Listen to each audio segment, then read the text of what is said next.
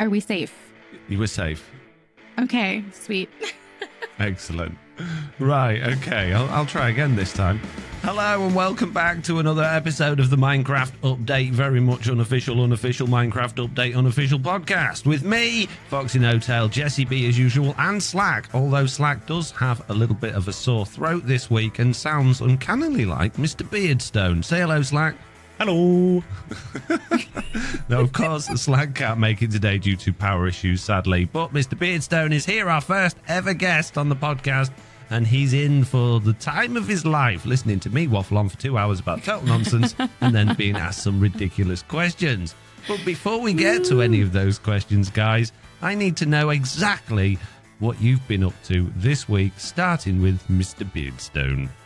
Oh, well, I've pretty much just been catching up on your podcast, folks. No, I've had a very, very, very busy week with work, primarily. So really, really boring stuff, and I'm probably not going to go into that. But, yeah, other than that, I went camping. That was a lot of fun.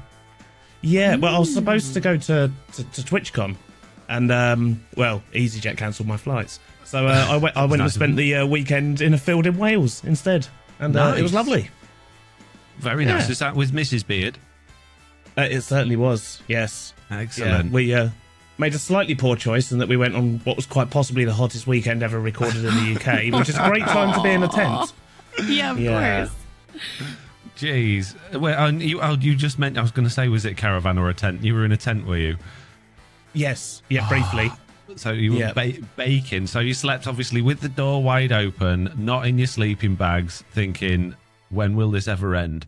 Well, to be honest, that's what camping's normally like. But we actually had a lovely new tent this time, and it's like one of those blackout ones. So I actually woke up at like 10 in the morning, and I was like, oh, it's a lot later than normal when you wake up camping. Opened the door, and that's when I melted. So, yeah, it was like 30 degrees outside by that point. But actually, inside the tent was surprisingly cool. Well, that's amazing. I've never heard of a blackout tent. I've done camping plenty of times. I've never been hot in the UK camping, but while abroad, geez, I had to sleep in a blow-up boat one year, just like outside the tent because it was so hot. But yeah, blackout tent sounds good. Yeah, so it does get a bit like that. But yeah, and other than that, I had my first YouTube stream the other week, and yeah, that's about it really. Just the usual, the grind. Tell us more about your YouTube stream. What's your thoughts? I'm not gonna lie, I really enjoyed it. I thought it was really good. It was quite nice being able to play without all of the fluff, if you know what I mean. Like all the everything sort of interrupting the flow of the stream and so on. It was quite nice just to sit back and play Minecraft, which was good. And lots of people came over to say hello, so I wasn't sort of left in the lurch, which was nice. That's good. Wasn't too scary. Yeah. No. Obviously, you got the downsides of the incredibly poor moderation side of things, and the fact that it tells everyone you're live 3 weeks before you go live. But other than that, I think YouTube stream is great.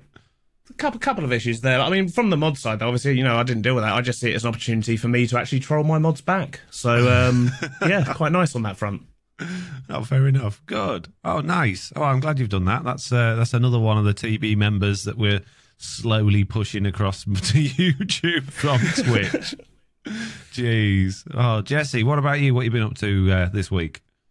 This week I've mostly been streaming, which is amazing. I know I've said it like every week for the past like 3 weeks. I'm loving it so much. I'm hooked. I am addicted. It's fun. But in saying that, I have been crazy fighting Minecraft fatigue. Like, I can live stream Minecraft, no problem. Like, nobody's business, not tired of the game, it's fine. But when it comes to content, I am completely lost. There's nothing. Like, I have this sea of ideas and nothing sounds good. Like, nothing. I don't want to do it. I have no interest, and that makes me sad. So that's been kind of interesting.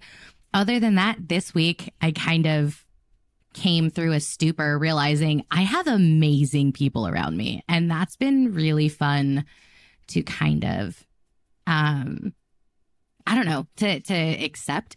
Is just there are some really great people in the TB community, in my community, just in my life online. And so it's been really nice. It's been quite a fun experience. That's nice. That's very good. Yeah, I know. I don't know what you mean about Minecraft fatigue. I've been putting so much time into making Minecraft videos. It's unreal, Jessie. Absolutely no lulls on my channel at all. No. So it's quite strange because I've kind of had it the other way round, where I've been really wanting to make the videos and I've had kind of stream fatigue. But I think that just ties back to being busy at work. Yeah. Also, you stream like consistently, pretty much since you've started. You've just been there all the time. So I imagine, just in general, I would be like, all right, let's take a step back for some me time. I think I've done about 3 streams in the last month. So wow, yeah. Really? Yeah, it's been a very slow month. Wow. Jeez, I think I might even have beaten that one, although I'm not 100% sure. But I realise we're probably a little bit far into this already before I got to my week. But just for those of you that don't know who MrBeardstone is, we will be getting to that later in the podcast. But just as a brief overview, MrBeardstone is a Minecraft content creator who also just happens to be part of the Truly Bedrock SMP. So, yes, that's why we've invited him, because he's very important and lovely, and he's going to leave us all soon because he's just skyrocketing in fame and we're all going to be forgotten and left behind. So we need to make the most of it while he's still here. Not a chance, Foxy. I'd never leave you. Right, my week, I have been continuing my vlogs. In fact, I'm so far ahead, I'm now having to try to film in the future because I've caught up with filming. So I actually released today's one, which finished last night, which means everything I've recorded today, which is very little because there's a lot going on at home, but not really a great deal to record, is obviously going to hopefully go up tomorrow, but it can't go up tomorrow because it's so short. I'll need tomorrow's one as well. So there's going to be a few gaps, but I'm still really enjoying it. It's all going very well. Having a great time with that. It was Oliver's birthday this week as well, so we've had all that going on, so that was all good fun. And I managed to do a hardcore stream this week, although only one, sadly, because yesterday we were at Oliver's birthday party, so couldn't stream in the evening. And that's it. I've done very little other than those things. So my week, not a particularly full week, but it has been a week. Speaking of things that are not particularly full, peeps, I think I've completely managed to scare off everybody that's ever left us feedback before. As a result, we have not many feedback this week. I'm going to blame it on someone else or the holidays or something like that rather than myself. But I think we all know deep down it's because I keep moaning at everyone for doing it wrong. So they've just given up. And we're going to start. Of course not. Yeah, definitely. It couldn't be you. No. Definitely not. Exactly, Jess. Not my fault. Old Man Lag says, there was some discussion or frustration about coordinating the storyline for Truly Bedrock. If that could be done, great, but I don't know if it's realistic. It would be like getting a dozen or more authors together, asking them to write one novel together. A couple of authors, yes, but not a dozen. I subscribe to many of the TB creators and do so because I enjoy their content. When the creators do something together, I like Episode Zeros or the Wipeout game. I enjoy watching each creator's take on the event. I also enjoy different creators' individual storylines. Well, that's lovely. Old Man Lag, thank you very much for enjoying the storylines. I really agree with that in a way. Like, I like seeing different people's takes on the same story. I do think that it does get confusing for people when there's supposed to be one main storyline and then people still view it a million different ways. Like, I get why that's confused some people, or why people want like a, what is it called? Like when there's a stagnant timeline, like, or, you know, if there's an actual like lore. So, I mean, I agree, though. What do you think, Mr. B? You've been involved in a couple of storyline bits now. I seem to remember one with a particular mech that took over the shopping area in season 2. Yeah, there was a bit of that. Yeah, it's one of those things where, like, I personally love the storylines. I think they're great, but I've always struggled to fit them into my video when it's just me, but it's still related to the main storyline, if that makes sense. So for me personally, it's usually accidental when I end up as part of the main storyline. So like that whole mech thing just kind of happened, you know, it wasn't planned, and then sort of at the last minute, like, oh yeah, we can do that, and so on. Mainly because I was actually available for the day we were recording. So it's you know, it's things like that I do personally really enjoy. But yeah, I mean, the whole sort of 12 people writing a story, I can see sort of where it's hard to sort of align everything at that stage, if that makes sense. Yeah, it does, absolutely.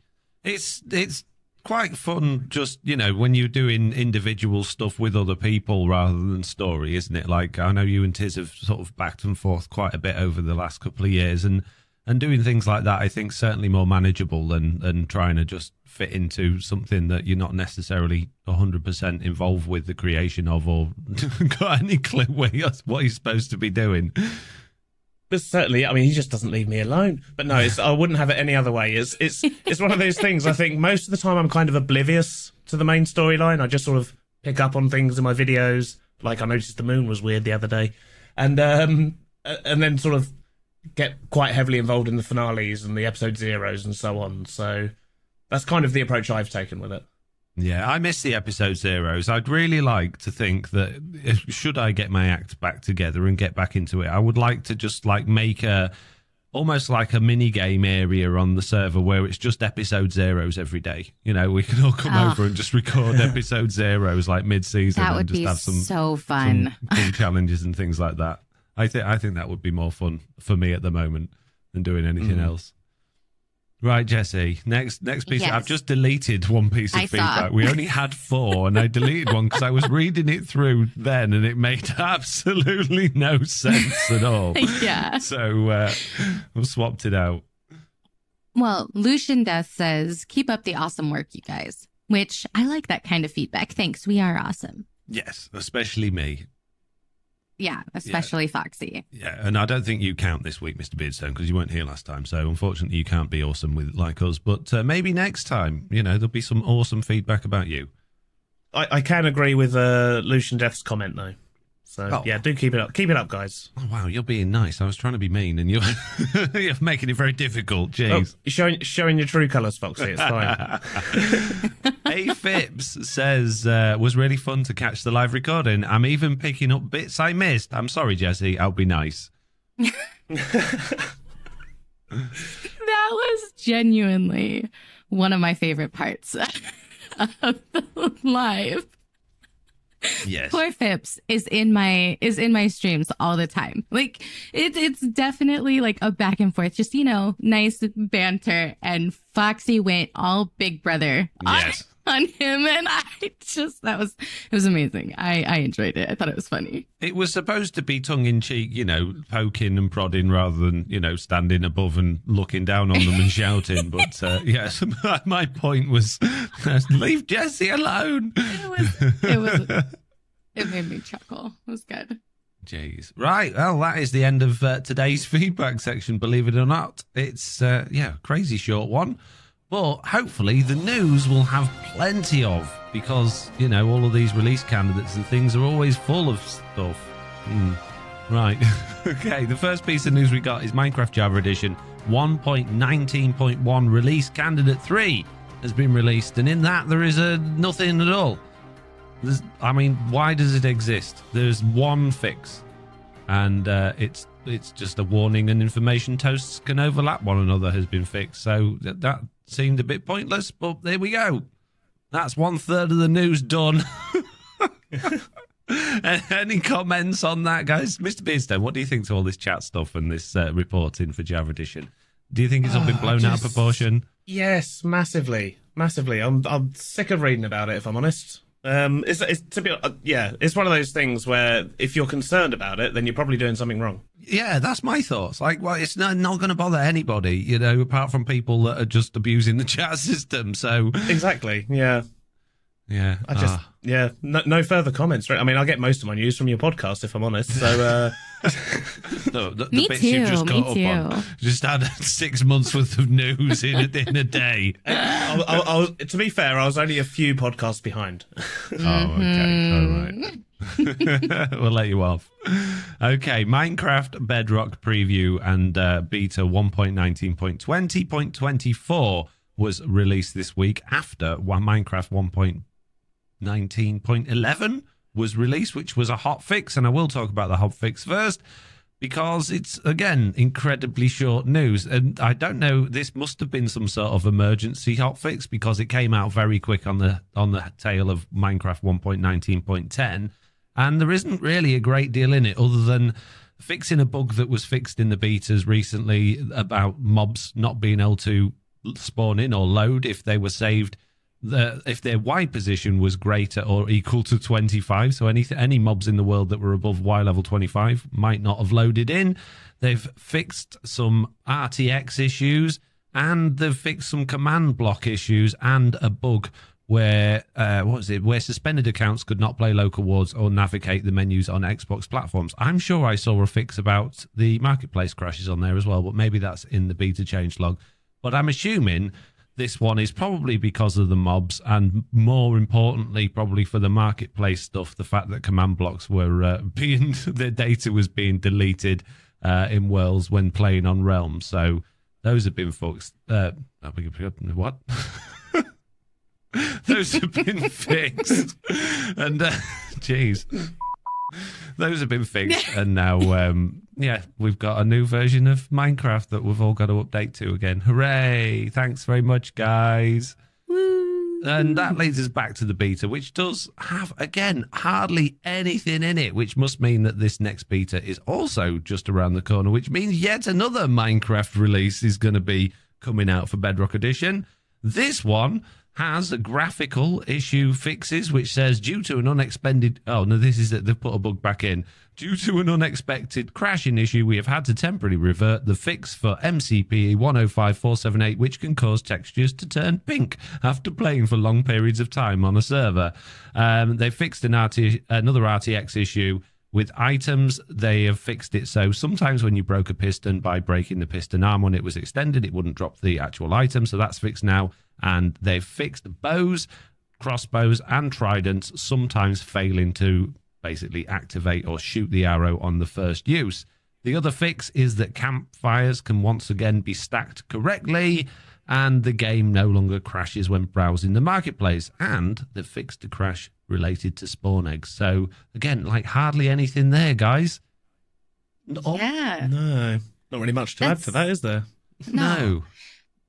I don't think in the entire time we've been doing this, it's ever been that slow. So do you have any idea why that could be? Like, not everything's perfect in the game. Are they up to something? Like, I need to know. I'm nosy. Well, obviously the next Minecraft Live is going to be looming on the horizon. But there's a few things actually that I've noted this week. So it's not in the news, but do you ever watch the little Minecraft animations they do on the Minecraft.net channel? It's called, I can't remember what it's called now, but it's basically there's the guy and the computer, and they talk to each other about the latest release or latest features in Minecraft. The Secrets of Minecraft, that's what it's called. Have you seen them? I actually haven't. I've heard about them, but I've never taken the time to watch. Mr. B, No, I can't say I have, no. Well, they've been going for a while now, but the latest one basically said this is going to be... I don't know, I can't work out if it's a joke or if it's genuine, but it's like this is going to be the last Secrets of Minecraft, and they went on this weird sort of like story thing where there was all of a sudden a bad guy that had never been in them before, and the bad guy, as well as the narrator and the computer, all ended up going into a machine that put them inside the game. So I'm thinking, is this some sort of lore? Are we expecting something like this at Minecraft Live? Is it actually the last one? Is it all winding down? I've noticed tweets from some of the developers, like just really weird, bizarre ones. Obviously, I think jokes saying, I'm going to go and learn to code and all this sort of stuff. So I'm thinking, is something going on at Minecraft? Are they shutting down? Has it finished? Have they had enough? Are they changing everything up? Or is this just some sort of weird, like, anti-hype thing before we get the next Minecraft Live? No, interesting. No, I haven't seen it myself. Yeah, I haven't seen it myself, but that does sound very odd. Yeah. It's the death of Minecraft. Sorry, we have to get a good title out for this podcast. That's it, right there. It's called the BeardCast. Oh, ooh, that's actually really what? good. Oh no, I love it. The BeardCast. There we go. Right. 100% planned. Yeah. Yeah, nailed it. Oh, geez. So, yeah, I don't know what's going on with Minecraft at the minute, but the Minecraft 1.19.1, obviously, there's this huge, big hoo-ha around that, the Java Edition one, for all of this chat log stuff that's just been massively blown out of proportion. Bedrock Edition seems, the updates on that, they seem to go from absolutely tons and tons and tons, parity, and then nothing. Like we've got in this update and the last update and the one before that, all of these betas, they've just had hardly anything in. So it does kind of make you feel like they're leading up to something, or there's some big change going to happen soon, which, again, me over-analysing things and looking into things, with all of these parity things going on between Java and Bedrock, is there something coming? Is the next update 1.20 going to be, you know, something to do with merging the two games, or like saying finally, oh yeah, we're going to wind down Java Edition now? So it's bizarre. Something's going on. We need to know. If anybody knows, please let us know so that we know, because we don't know. And if you know, I'd like to know. So let us know. Okay?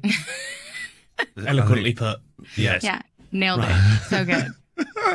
Right. I can't believe it. We're only 21 minutes in and that's the end of the news. We're going to have to ask you a lot of questions, Mr. Beardstone. Jeez. Oh, I can't wait. Yeah. But before we get to that, let's go through the bug date. And I'm sure we've all got plenty of bugs that we want to talk about. I know Mr. Beardstone's got one. Oh, I certainly do. I had the strangest experience the other day when I was streaming. So I was building a barn, as I do. And I was placing logs. Or a barn? No, a barn. A barn. Oh, right, sorry. Okay. Yeah. And, jeez. Weird things to stream. So I was building a barn for my animals, and the strangest thing happened. So I built a column up, as you do, and then as I was doing the sort of the cross beam, essentially, you know, on Bedrock you can basically hold down the button, and once you've placed a couple of blocks and you're moving, and once you've locked onto a position, you can just run forever, look anywhere you want, and every time you look back it will still keep placing blocks in the right place. Yes. Which I absolutely love about Bedrock. It's broken. Yes. Yeah, so I was placing logs, and every third log, I was going horizontal, and every third log would just place vertically, as if I was placing it on top of another block. Every third one? Every third log would place vertically. Which was very specific. Why every third one? I don't know. Like we tested it a couple of times, and it was like you'd place a block, and then you'd start running, and then like the first two would go down, and then the third one, boom, vertical. Which was very odd. Yeah. I did actually turn it to my advantage in the end. I'd place the first two blocks manually, and then I'd run with three, and then I'd know where my columns have got to go. But it was very, very weird.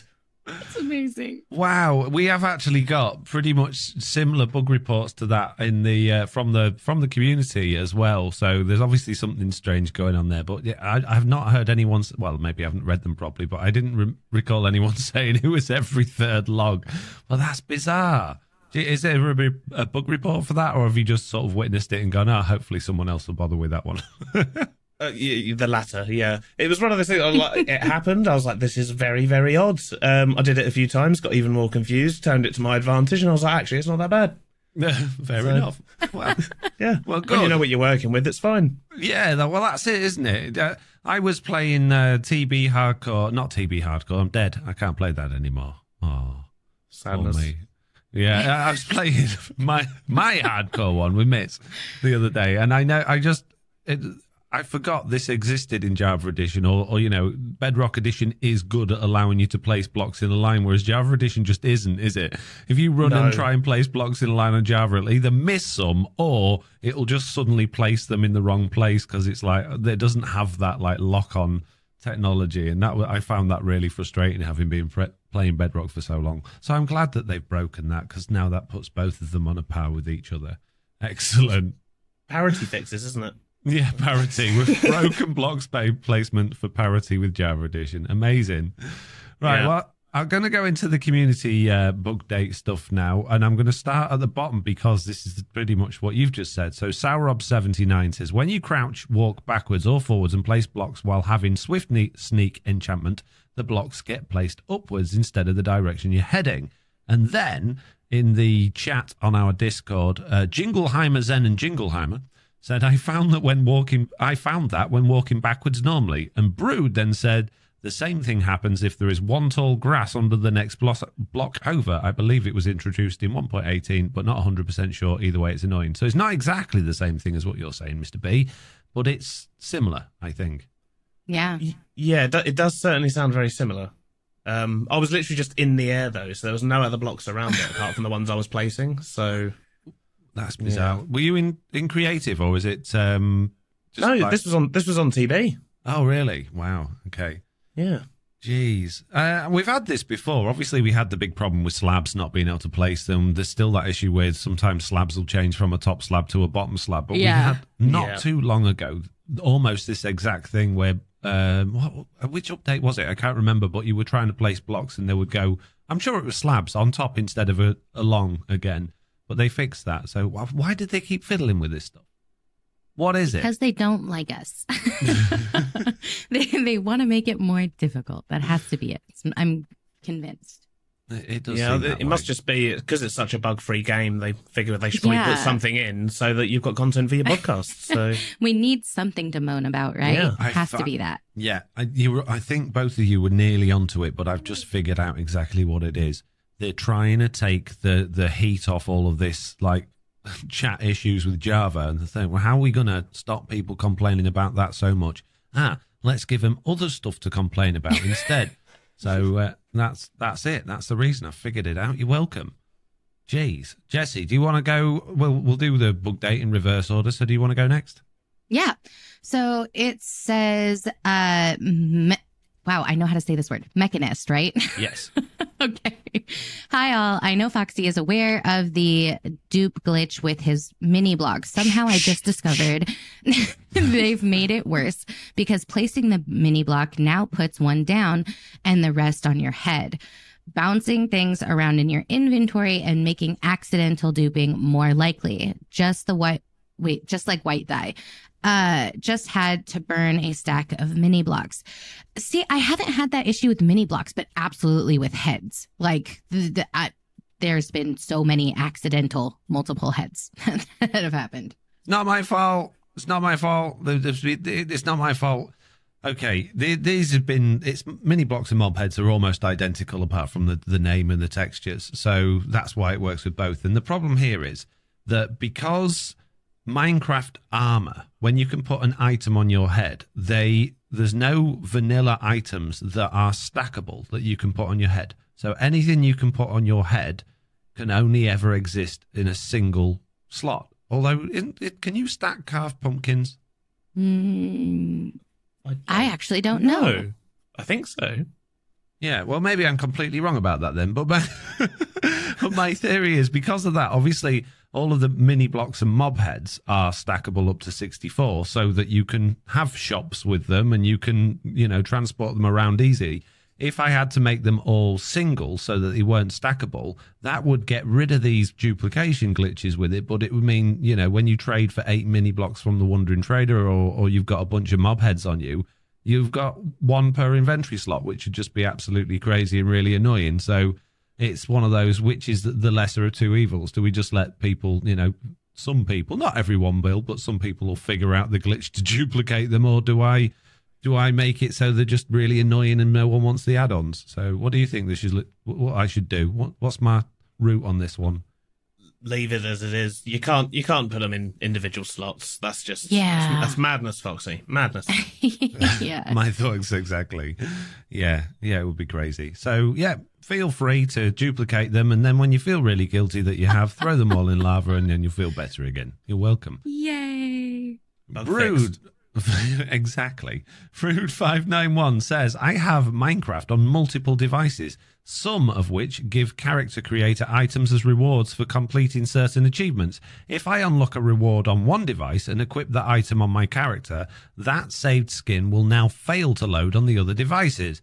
This is such a pain as I have to get all of the achievements on each device, and even then some devices, PS4, don't reward with items at all, making me either not use those items or create unique skins for different devices. MCPE 87307. That's really bizarre. I could imagine that happen if you had different accounts, but if you're all on the same, if all of the devices are on the same account, surely they share the achievements. And any knowledge on this, either of you? I know that I had to redo multiple achievements when I played on the Xbox versus on my computer with the same account. So really? Yeah, I didn't know if that was still a thing. But when I switched over, I was annoyed that I had to get all of my achievements again. And even in the in like when you go to your Xbox console thing, it shows separately. Like they're different games, even though it's the same account. So yeah, it's annoying. That's really weird. I can understand like on PlayStation, because I'm assuming on PlayStation you get trophies rather than achievements, so that'll probably be handled separately. But I don't know, on Windows and Xbox you would expect it to behave exactly the same. And I think even on Switch you have to log in with a Microsoft account, don't you, to play on Minecraft Online? I don't know, maybe I'm wrong. I don't know enough about it. Sorry, Brood. I live a very sheltered life. Yeah, I have a very sheltered life. I play on PC and that's it. I don't think I've ever logged in on any other device. So, yeah. Yeah. Oh. Well, one to look out for if you're switching between devices. And if anyone else has had that issue, then I'd be interested to know a little bit more about how the different devices work. Because I've got it on Xbox, but I don't play on Xbox. I've got it on my phone, I've got it on my iPad, but I don't play it on it through those either. So, yeah, I've never had it on PlayStation. I've certainly never had it on the Switch. So if anyone's got any feedback on that for next week, that'd be absolutely great. One of the reasons we probably haven't had much feedback this week is because I completely forgot to tell you how to leave feedback this week, which is to send us an email at news@theminecraftupdate.com. Or you can fill in our handy feedback form, which is on our very much unfinished website, or you can join the Discord and leave it there. Same thing with these bug reports, and same thing with the wish lists, which is where we're going to be going after we have totally grilled Mr. Beardstone with many, many, many questions. Jessie, do you want to start? Yes. So, Mr. B, who are you? Oh, just, I don't know, some random guy sitting in his room making Minecraft videos. British. There's not really much more to add. I drink tea. I eat broken biscuits. I sometimes stream. When you say you eat broken biscuits, is this they've broken when you buy them, or have you got... Oh, okay. Because I literally buy a box of broken biscuits from Iceland. You can buy broken biscuits, right? Yeah, you literally buy a box for like £3. It's like over a kilo of biscuits. Job done. I know. Wow. My mum used to buy it. We didn't get a box. We got a sack when we were kids. It was massive. It was like just like all of the rejects from the factories they used to sell at. It was Macro, which is basically one of these wholesalers things that you have to have a special card for if you've got a business. And because my dad used to work for a company, we had a card, and my mum would go like once a month and just buy a sack of broken biscuits. It was amazing.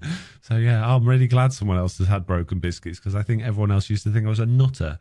Well, not had. You're using that in the past tense. I've literally got a box next to me right now. Amazing. They're amazing. Yeah, they're great. Are they assorted? Are they all different types of biscuits? Yes, they are. Yeah, they're generally all Fox's ones as well, I've noticed. So getting those boxes about 2 months before Christmas, that's the best time to get them. That's when you got your fancy biscuits.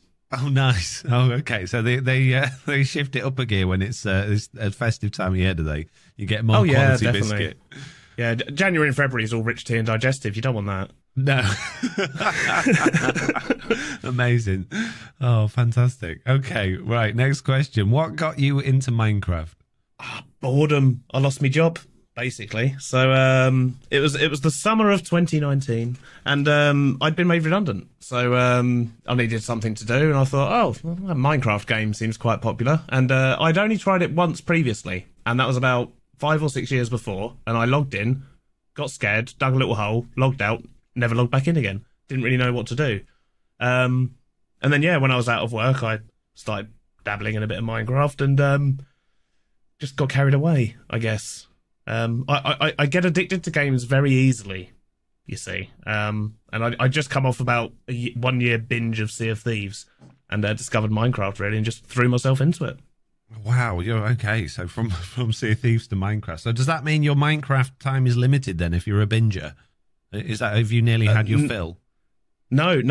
I just have to avoid other games currently. Okay. So yeah, it can be risky. I mean, that's why I've been asking on Twitter about, linear solo campaign games, because they have a beginning, they have an end. Yes. I cannot go near sandbox games. It's too dangerous. It's too dangerous. But it was actually Pixel Riff's videos on YouTube that made me want to play it. I was going to say that. I mean, I know we haven't written that one down, but I mean, was it a friend? Was it what? I mean, why Minecraft? Why? I mean, you're so late to the game. No offense, Mr. Beardstone, but I mean, it's been around a long time. To just suddenly pick it up at, our age and in our circumstances, I was wondering, what that driving force was. So did you know Pixel Risk before that then? I mean, what lured you to his videos? How did you find those? Well, it was that age-old thing of I was bumming around because obviously I didn't have work. I was just on YouTube, and when you leave it running and it just keeps playing videos. And I can't remember what I was watching before, but it was some kind of gaming video. And then I just heard this very crisp British voice talking about sheep farms. I was like, well, what is going on? And and it was a Pixel Rift's sheep farm video, and I was just mesmerised. I was like, oh, you can do stuff in Minecraft, because I hadn't given it a second look since I first got it, or first got it for free, I should say, with some Xbox purchase, I think it was. But and I just got mesmerised by it. Binged a few of his videos and thought, oh, I'll give that a go. That will use up some of my time. Nice. And well, here we are. Yeah, nice. So obviously, I'll let you ask the next one, actually, Jessie. I was going to say, well, that leads right into the next thing. So you played, but what made you want to do YouTube or stream it? That's quite the jump. So kind of interesting. Yes, yeah, that was a strange one. So as I said, I was out of work. I wasn't literally doing nothing. I was looking for work. And I'm a designer, a digital designer. And every role I was looking at, I could tick all the boxes. I knew how to do everything they wanted. But for some reason, like this time round when job hunting, they decided that every digital designer must also know how to edit videos, and I didn't have a clue. So, at the time, I was also dabbling around with a bit of animation, and I thought that'd be a good way to learn how to use Premiere Pro. So I'd do a little bit of animating, and then I'd try and edit it together, and then I'd want to change something, and it would take me a week to get the change in the animation done. And I figured there's got to be a better way. And as I just started playing Minecraft, I thought that's an easy way to get some content, and then I'd use that to essentially learn how to edit. And I was quite pleased with the results, so I stuck it on YouTube. And yeah, it just kind of happened naturally, I guess, in that regard. It wasn't a conscious decision. That's without trying to, be too nice to you, Mr. Beardstone. I can't believe. I mean, do you think it's your graphic design background then or you obviously you're a good builder in Minecraft, I'm assuming you're a good graphic designer, you must be, otherwise you wouldn't be working the jobs that you work. But you were saying you never edited before. When I watched your videos when we were first looking at bringing you into TV and I was watching them, your editing even now is incredible. So blown away. Yeah, it was no one else on you. No, genuinely, no one else. Out of all the videos that I watched, all of the Minecraft videos from anyone, people that have been around, I'm not going to say names, but people who have been around for years, nobody was doing what you were doing. The music was perfect, the timing was perfect, your audio was perfect, your recording, your screen recording was perfect. And they were really fun and interesting. The charisma coming, for your first video, and most of us are like, hello and welcome to FoxyNoTail.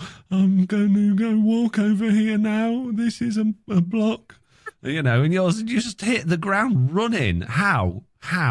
I don't know. I mean, I've always been quite an outgoing person. I guess that kind of helped. As I say, I used to be a lot more outgoing than I am now. I'm a recluse now. But sort of when I was growing up, but when I was younger, I did all the drama things, and I've always been interested in art, creativity, design, that sort of thing. Picked up a guitar once, promptly put that back down. But I've always been a very creative person, I think, visually creative person, and I think that kind of bled into the videos quite well. And when you mention audio, the first 3 videos on my channel are literally painful to listen to with the sound quality, and it's still something I struggle with to this day. Is trying to get that balance right. But yeah, from the creative side, I think because I've always been a creative person, and I'm not exactly young. I've got quite a lot of experience with that kind of thing, and I just kind of threw myself into it. And I think not having a job at the time meant I literally had nothing else to focus on. So, that very first video I did, it was a 10-minute video, and it took me a week to make it. Whereas, that kind of changed over time, I guess. Fair enough. Jessiie, sorry to interrupt the next question from you. Oh, no, I've forgotten what I was going to ask now. I was going to ask another one then. It's completely gone out of my head because I wanted to apologise before I asked it, so forget it. I'm curious now. I think we can skip the what colour of your pants question and probably move on to the next one. Well, I mean, that's assuming I'm wearing any. Yeah. Wow. Okay. Oh, man. I just read that's fine. What's been the thing you've enjoyed the most as a content creator so far? Just meeting people. 100%. It's, you know, I'd consider some of my best friends now people I've met online, and never actually met in real life. And that is all because of, you know, the content creation. And, you know, just the community as well. Like, the community is just unbelievable. Like, both the TB community and the you know, the Beardy clan, as they call themselves. It's just been, yeah, I don't know, mind-blowing really in that regard. As I say, as I got older, I became more and more of a recluse, and the content creation kind of got rid of that, if you know what I mean, sort of took that anxiety away a lot of the time. Whereas in public, I'm still terrible. So yeah, very weird. Very outgoing when I was younger, not so much when I was older. And then the content creation for me is just, it's a nice balance. You know, I get to be myself, I get to chat to people, the community's fantastic, and I've just met some amazing people. And Foxy. Yeah, Foxy, thank you. I couldn't help myself. It's fine. It's okay. It's all good.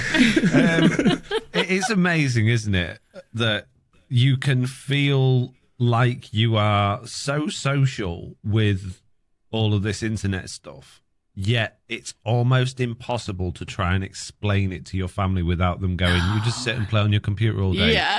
Why don't you go out and meet people? Why don't you go into the pub and make friends? I'm like, I'm literally talking to people all day long. I'm probably more social than you, but it's just so different. Do you find that? Mr. Beardstone, or do people sort of accept the what it is? It's a very different kind of social, isn't it? I mean, it was also a strange time because I literally started content creation, and then about 3 months later, the entire world went into lockdown, and I found out that my lifestyle was called lockdown. So, you know, what was normal for me was very unusual for all of my friends and things like that. And sort of coming out the other side, you know, they were like, oh, you know, want to go to the pub, want to go do this, want to do this, and I'm like, no, I'm all right. And I got myself into a sort of just not going out that much anymore, really, if that makes sense. And then more recently, obviously, I've been making sure that I do sort of, you know, go out a bit more and do things like that. But it's also the case of, as you get older, it's harder to meet new people as well. You don't just, you know, go down the playground and start talking to people. You know, that sort of thing get you in trouble when you're my age. So yeah, a little bit. You know, you can go to the pub and chat to people there potentially, but then I don't really drink that much. So yeah, content creation's just sort of allowed me to, as you say, get out and meet people. And my family's always been very sort of understanding and supportive because I've always been the weird one. So, you know, when I tell them what I do, they're like, yeah, that sounds about right. So, you know, they don't sort of question it too much in that regard. Oh, that's good. I mean, my mum even watches me videos occasionally. So, that's amazing. Yeah, so I think she understands to a point. That's nice. That's really nice. And at least, you know, you know that they're good enough quality if your mum watches them, you know, rather than your parents like watching 20 seconds and going, oh, that's lovely, yeah. And then my mum's like, oh, I've done these vlogs, mum, because she's always asking me like, what are you up to? I've done these. You can check them out if you want. She's like, oh, yeah, you'll have to send me the link sometime, and then change the conversation. I think she likes to keep that, you know, that side of things to a distance. She's interested to know that I'm, you know, doing okay, but she's not remotely interested in seeing what I'm doing, I don't think. Well, that's the thing. Like, I still think my parents don't actually understand what Minecraft is. But, yeah, I mean, they say they watch the videos. They're probably just saying that, aren't they? Yeah. Well, maybe. I would say, though, on the flip side, like we've talked about, I think we can all talk about for days, like the good stuff that you enjoy about it. Is there anything you don't like so far about being a content creator? Or like anything that's stuck out where you're just like, I could live without that? The YouTube algorithm. It's yeah, I mean, there's nothing in particular I'd say that as I've sort of stuck out as a bad thing, but the thing that I enjoyed the least was essentially the pressure I was putting on myself to try and please the algorithm, that no one knows really how it works.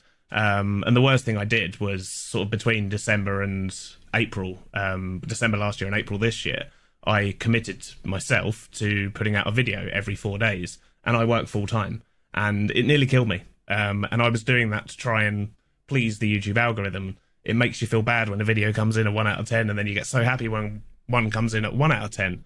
It's such a flip between feeling great and feeling horrible, and that's the thing that I sort of enjoy the least, I would say, is YouTube making you feel like you've done something wrong. Yeah. When you've done nothing different. Or you have done something different, but you thought was better, and YouTube's like, nope, not interested. And that's the thing I'd probably say I like the least is, how I probably take that kind of pressure, if that makes sense. Absolutely. It's kind of like when your parents, when you're young, would say, I'm not mad, I'm disappointed. Yeah. And like, that's what YouTube feels like to me. Like every time I'm like, wow, I put so much work into this. This is so great. And then YouTube is like, oh, honey, that was about a 5. And I'm like, thanks. It's fine. Yeah, definitely. I mean, it's like, as I think is the case with everyone, it's always the videos you put the most effort into and you're most proud of that just don't go anywhere. Oh, and totally. I've always found that very frustrating. That's the story of my YouTube career. Absolutely, 100%. And it's so frustrating as well, or at least it was. I mean, I started relatively early on when I wasn't like before any of the OG YouTube Minecrafters, but I was pretty early on in that whole thing, and just seeing some of the rubbish that other people were putting out, no effort videos that were just, going flying past, and there was me trying my hardest. I mean, when I was doing it part-time, to be honest with you, I didn't really care that much about the views and how many subscribers or anything like that I had, because obviously I wasn't relying on the income. And I think then the algorithm didn't bother me as much, and I actually managed to make a lot more content back then, even though it probably wasn't up to the standard it is now. But then, I don't know. Yeah, anyway, I'm rambling. You've nailed it. On the head. Yeah. And it got to April though, and I just stopped caring. Really, I was just like, I'll put out videos when I'm good and ready. I essentially tried to turn it back into a hobby because I was trying to do it more, but then work kicked off and so on, and I've just managed to rebalance things. I think, and I'm in a much better place now. And I tend to just ignore the numbers most of the time. Yeah. Although sometimes YouTube does make that difficult. It does. It's okay seeing like your videos not doing so well if everything else is going up. If your number of views in general is going up, if your number of subscribers in general is going up, if your earnings is going up in general. But when everything starts to level out, then that like mine is at the moment, because I haven't put a video out for so long. That's when I start.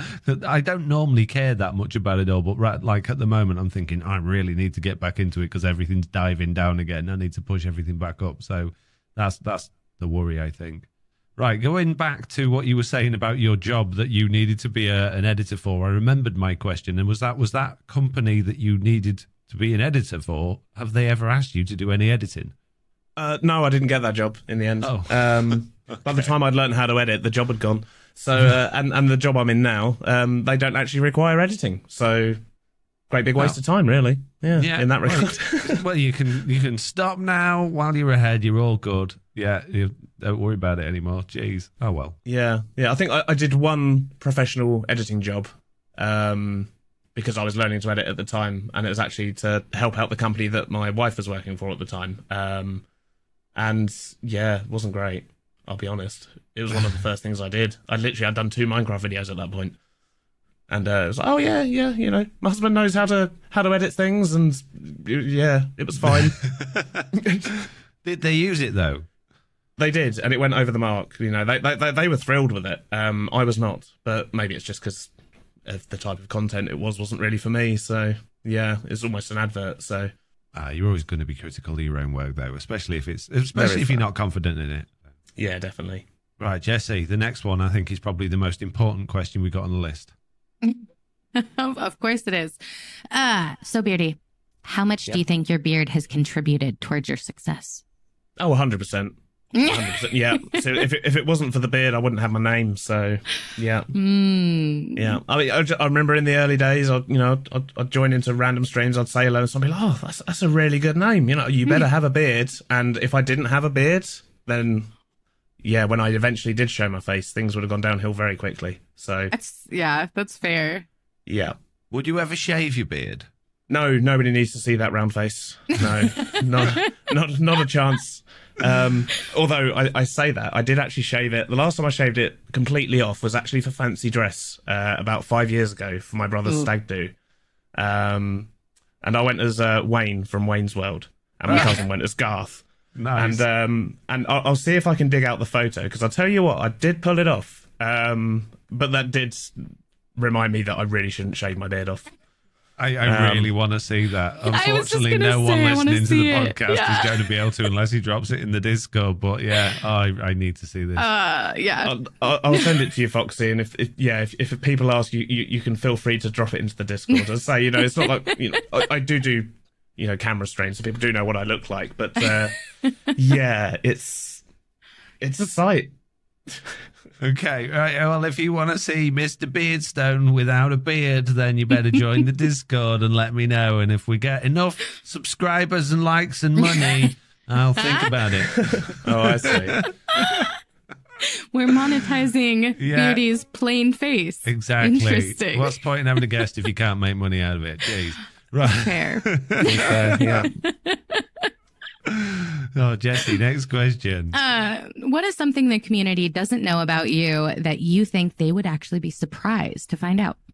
Ooh, I don't know. I'm generally quite open. I mean, I've already told people that, I like watching Downton Abbey, so there's not really much else I can go from there, is there? I think generally I'm taller than people expect. Really? How tall are you? 6'3". Wow. What? Really? There you go. Job done. Surprise. Wow. Yeah. I would have guessed maybe like 5'9". I think it's the angle of your camera. I think so, yeah. You look tiny. It's definitely the angle of my camera, because to this day I've still got literally just like a cheap £30 webcam, and it literally just sits on top of my monitor. So because that points down, I think people naturally assume I'm quite short, and then when they find out I'm 6'3", they're like, "You what?" Yeah, it's like there's the people that don't angle it properly, and they're like, the webcam's cutting off at their chin, and there's like 6 feet of gap above their head. And you're like, oh, they're really small. So, yeah. Pretty much, yeah. That's amazing. Oh, geez. Right, okay. Oh, we're getting some good mileage out of this section. Jeez, nearly an hour in. This is good. Where do you see yourself in the future with content creation? Are you aiming to go full-time eventually, or do you just want to continue doing it as sort of a side hustle to your other job? Ooh, that's an interesting one. So at first, obviously, I was just doing it because I needed work. And then I really got into it. I thought, oh, actually, this I could, potentially, I'd love to be able to do this full time. And then in the last few months, things kind of changed at work, and now I'm loving my full-time job as well. So I don't really know. It's not something I strive to do. I'd love to be able to do it full time, I think. But the stress that would also come with that, with relying on the income and so on, and just with how much it can fluctuate, I don't know if I'd want to put myself through that stress. So, yeah, I don't really know in that regard. It's kind of a wait and see thing, I guess. But my reason for asking that question is because I don't know if you're aware of this, or I'm sure I've said it to you. I'm sure other people must have said this to you, but you are literally come from nowhere, and you're what I would consider skyrocketing up through past everybody, and I think you're going to be going big places. And yeah, whilst other people have made YouTube like money in a year, and you're not, obviously at that point there, you just never seems to. You're everywhere. You're involved in everything. Your numbers are just through the roof all the time, and it's just great to see. So, if that's not your aim, then great. But I think if it was, you'd easily get there. Yeah, I think, as I say, I spent probably sort of most of last year. That was my aim. In the summer, I cut my hours down at work down to 3 days a week because my job allowed it at the time.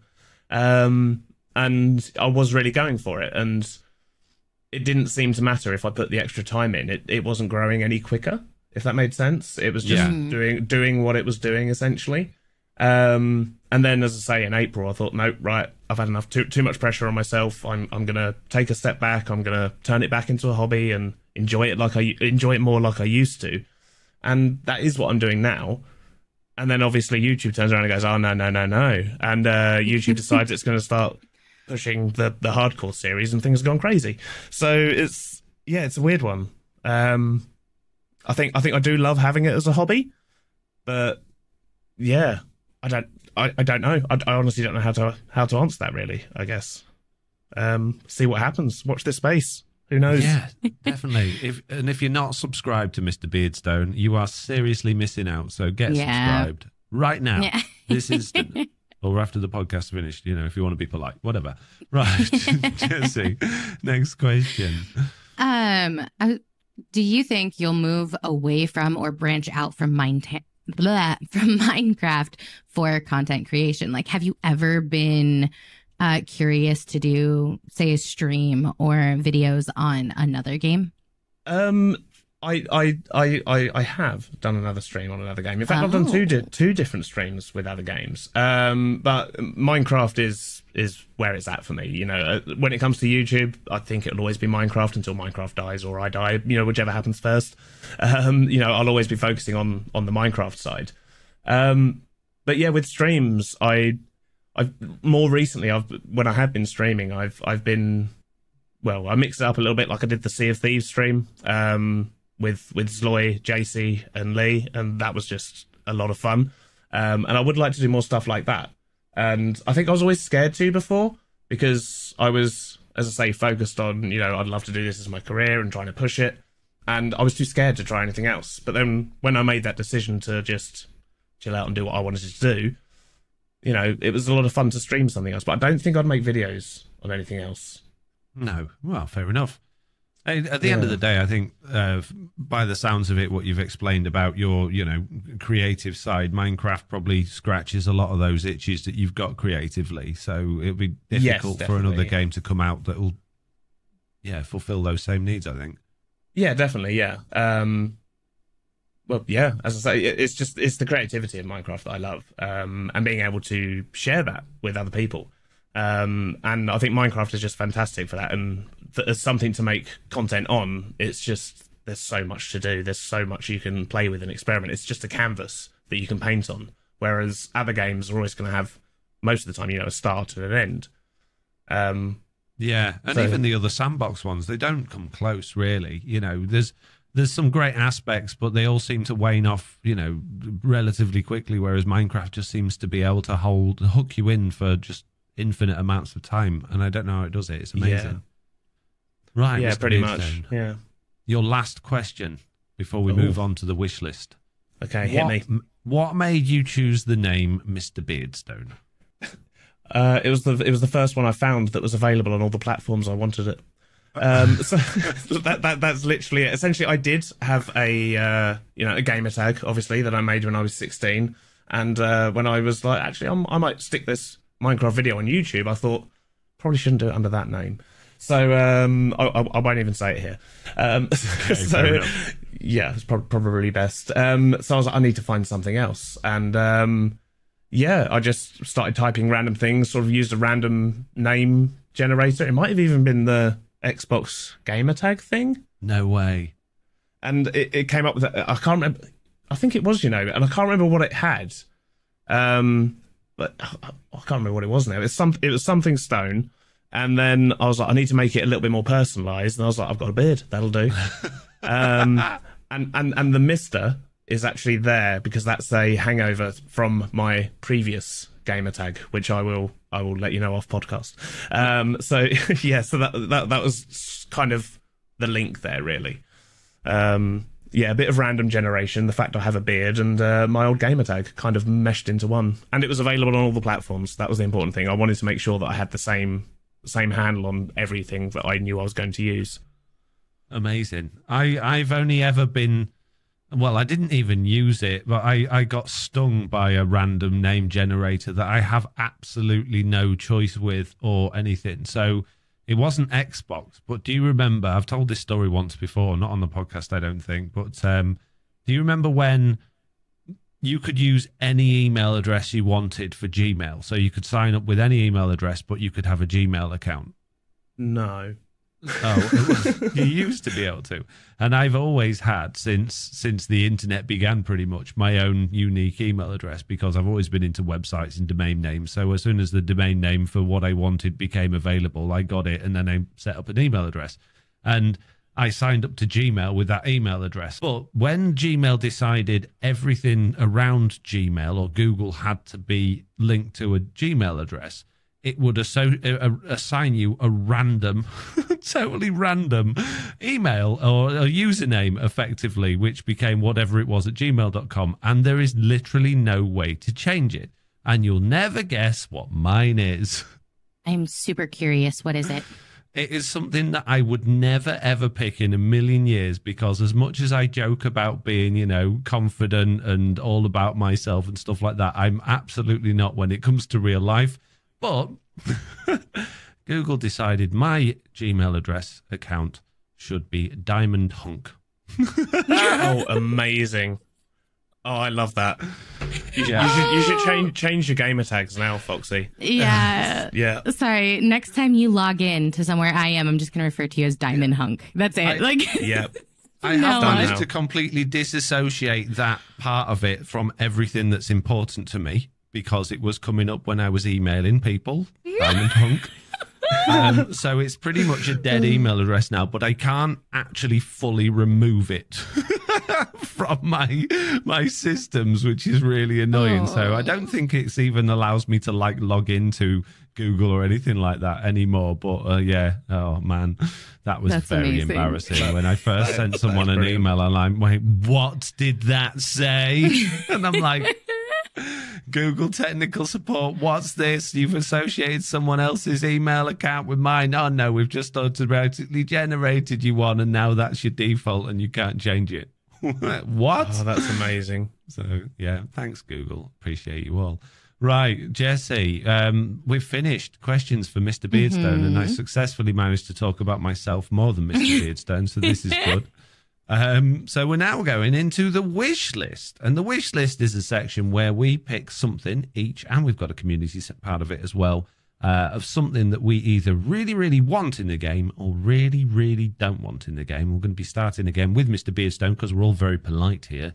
Mr. Beardstone, what is it that you either really want in the game or really don't want in the game? Well, I'm going to sound like a stuck record here, but just some better inventory management. It's crazy. It's like, I don't know what the solution is. Backpacks from Modded are quite cool, but I struggle so hard because I'm a builder and I love to texture things. It's just, the chest monsters are just insane. And I'd rather have that mess. If you want to use 3 different blocks, like for your palette, for example, but then you're like, well, I need stairs, slabs, fences, and so on. You can fill up your entire inventory just with 2 of those blocks, and then you've got to keep going backwards and forwards to your chests or putting down your shulkers, getting stuff out, and so on. And it's just, I find it very clunky, and I don't know what the answer is. To be honest, at this stage, just an extra row on my inventory would make me happy, so I can hold more of the things and I can still switch between them. That would help, but yeah, I find that so frustrating, and I know I'm not alone in that, and I know that everyone always goes on about it. So yeah, I'm very unimaginative in this particular segment, but inventory just drives me crazy. And you've just completely proved to everybody listening that you have never listened to our podcast, because we have solved inventory management on so many occasions, Mr. Beardstone. I'm quite disappointed, to be honest with you. I did say I'm going to sound like a stuck record. The solution, I think, that we've talked about a lot that I think's the best is multiple hotbars. Yeah. Although what you just said there, for some reason, it just triggered another idea, which was obviously if you've got a different block, you've got the different block types, the slabs, the stairs, the walls. What if? So at the moment, if you're using a PC, obviously, or if you're using a mouse on any device that you're playing Minecraft on, if you do your scroll wheel, it goes across your hotbar, right? Yeah. What if, to go across your hotbar with your mouse, you had to hold down like Control or a button to do that? But when you scrolled your hotbar, if you've got a block, let's say it's mud bricks in your hotbar, the selected block is mud bricks, and you scroll your mouse wheel, if you've got stairs, slabs, or something else of that item type in that slot, then it will cycle through them. Like, so let's say you're building with mud bricks and you've got the blocks in slot 1 and you scroll the mouse wheel down 1 and it switches it to any stairs of that type you've got in your inventory, and you scroll it down again, it'll go to slabs, then it'll scroll it down again and go to walls. Obviously, if you haven't got those items in your inventory, it will just go back to the start and give you a block. Do you think that'd be useful? I'm not sure. I'm not sold. Because for me, I mean, I always use, like, pick block and things like that anyway. But there is, I don't know if you ever heard of Conquest Reforged, which is a Java mod that has literally like thousands upon thousands of blocks and variants and so on. And they have a radial menu. Think like the emote menu you've got on Bedrock. It's like that. So when you're on a block, you can press a button and it brings up just a radial, and then you just push your mouse in the direction of the thing you want, and then it will switch to that block type if you've got it in your inventory, or obviously if you're in creative, it will just grab it for you. And I think something along those lines would definitely be a massive improvement. But then you still need to be able to store those blocks in your inventory and take them out and put them into chests and so on. So yeah, I think it'd be a step in the right direction to do something along those lines. But yeah, it's one of those things where I think every solution just also creates different kinds of problems. Yeah, other than just give us a double chest worth of inventory space that'd be the easiest thing just for carrying things about. But for me, the issue isn't just that; it's the hotbar. So yeah. Yeah, I mean, I gave up on the hotbar a long time ago. Mine's just an absolute mess. Anyone would tell you. It's very unlikely I'll even have food in it most of the time because it's just somewhere in my inventory or in a chest somewhere. But you used to be able to play with a sword, a pick. No, sword. My hotbar always used to be sword, bow, pickaxe, axe, shovel, then a space. Then I would have food, rockets, torches, and I never had any problems like that for years. And now I've had to go down to axe, shovel if I need it, space, food, and then possibly rockets if I'm going to be flying anywhere, just to have enough stuff to do anything. It's crazy. Well, you also forgot your spyglass on that, but that's fine. We'll let you off. Spyglass, yeah. It's in the same slot as my scaffolding, Mr. Beardstone. Don't talk to me about scaffolding. Yeah. Jeez. Finally, someone on my team anti-scaffolding. Yes. Right, there's more of us than you could possibly know. Is there? Is a secret Discord for it somewhere that I just haven't been invited to yet? To be honest, there probably is. Actually, I wouldn't be surprised. Yeah. If not, we should start one. Scaffolding is for fuel only. That's it. That's all it's good for. Oh my goodness! It does make a great fuel. On Java, it's just completely useless. But yeah, true. Jessie, what's your wish list? I picked the double jump enchantment for boots, and I picked this mostly because I'm curious to hear what you guys think about having beacon effects as enchants. Like, if you think that's a good idea, if you think it's dumb, I'm curious. Does it involve dodge rolling? No. Oh, I don't want it. Dodge rolling would be quite cool. Yes. Oh, don't get him started on dodge rolling. But yeah, I don't know. I think being able to have, instead of enchantments, like beacon effects as enchantments, I think having some of the other beacon effects as potions. So having like a double jump potion or a haste 2 potion. So that if you want to dig out an area that's not worth setting up a beacon for, but it's still going to take a few minutes, a haste 2 potion, that would be lovely. Yeah, absolutely. Yeah, I've been shouting about that for ages. Haste potions, yes, please. When can we have those in the game? The double jump, though, I would much rather it was an actual double jump than a jump boost, because jump boost just irritates me. If someone's got jump boost on a beacon nearby, it just throws me off completely. But double jump, I think that's really useful, being able to time jumps and actually get to like higher ledges under your control rather than just leaping. So yeah, definitely a proper double jump would be lovely. Yeah, so put that one in the good ideas bin, Jessie. Mr. Beardstone, because you didn't come up with a proper solution for yours other than just a bit of waffle of why you don't like it. Unfortunately, we can't put it in the good ideas bin, but don't worry, the good ideas bin is full of good ideas for inventory management. So I'm sure. Out of that all you've those put in the bin, by the sounds of it. The good ideas bin. Oh, right, okay. It's otherwise known as a basket. We're saving the stuff there. It's not a bin to go out in the recycling or get picked up by the trash. It's what I will hand to all of my friendly Mojang developers who've guaranteed me that all of these things will be in the game next update. In fact, that's probably why we haven't had many things in the betas, because they're all working on the stuff that's in our good ideas bin. Yes, 100%, definitely.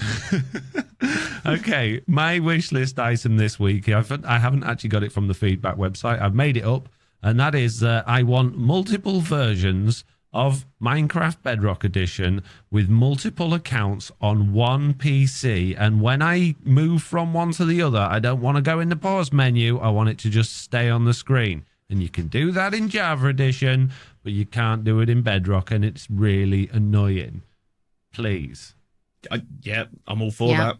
Completely agree. It's a very simple thing, but this isn't a problem with Minecraft directly. It's Xbox only allowing you to log into one Xbox account per Windows user. Now, does the Windows multiple users irritate anyone else as much as they irritate me? Because I just genuinely don't see any point in them. Yeah. I've never used them. No, I don't use them. But if you want a quick switch, effectively, between Xbox accounts, the easiest way to do it is to have multiple Windows users, which then just messes up everything on your PC. So, yeah, you can quick switch on an Xbox between Xbox accounts. That would be an improvement, but I'd just like to be able to have more than one. That would be nice. So, yeah, good ideas bin. I don't care whether you like it or not. It's going in because I need it. No, definitely goes in there, yeah. Excellent. Right, well, that's enough of our wish list items. We'll go on to the community ones. If you would like to leave us an item for the wish list, then you can do by filling in our feedback form, emailing us at news@theminecraftupdate.com, or joining the Discord and plopping them all on there. And the first one, as usual, is from Zeta, who says, not sure if this is feedback or not, but I don't think this was communicated well. The idea here is to make it so we can hot swap between options without opening a shulker. Most people don't carry a chest plate because it takes an inventory slot, but if I could just say hit control and click on my inventory, and now it's full of things like chest plates or fire resistant armor sets for heading into the nether, then I leave the nether and swap to a general protection set. So basically, I'm not going to read the rest of it because it's the same sort of thing. But last week, Zeta said that they would like an inventory update where you basically had two inventories. One was for tools and armor, and then the other one was for all of your blocks and other things. So you would still have your hotbar and everything exactly the same, but you've got basically a shulker box size or a single chest size worth of a second page where you can store all of your tools and armor. So that when you do find yourself in powdered snow, you've got your boots available, or you're in your nether and you've got your gold stuff available, or if you know you're going to take on a wither, you've got your chest plate available.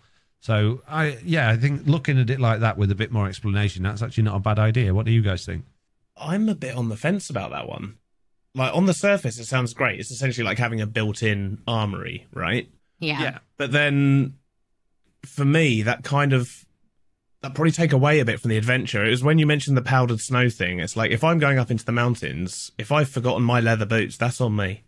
So, I like the fact that currently you have to literally, like, right, okay, I'm going to go do this. So you prepare. You go through your chests or your storage or whatever. You pick out the bits you need, and then you go. And if you forget something, it makes for better content. But also, it's on you that way. And I'm not sure how I feel about that.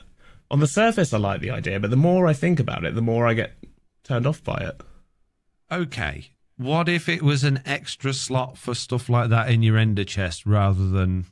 I suppose you can fill your ender chest full of shulker boxes, but even that the reason I'm bringing that up is because my ender chest is full of shulker boxes and I still don't have enough room for all the stuff I need to carry. I don't put any armor in my ender chest now because they're just full of all the blocks that you need because there's so many blocks. So...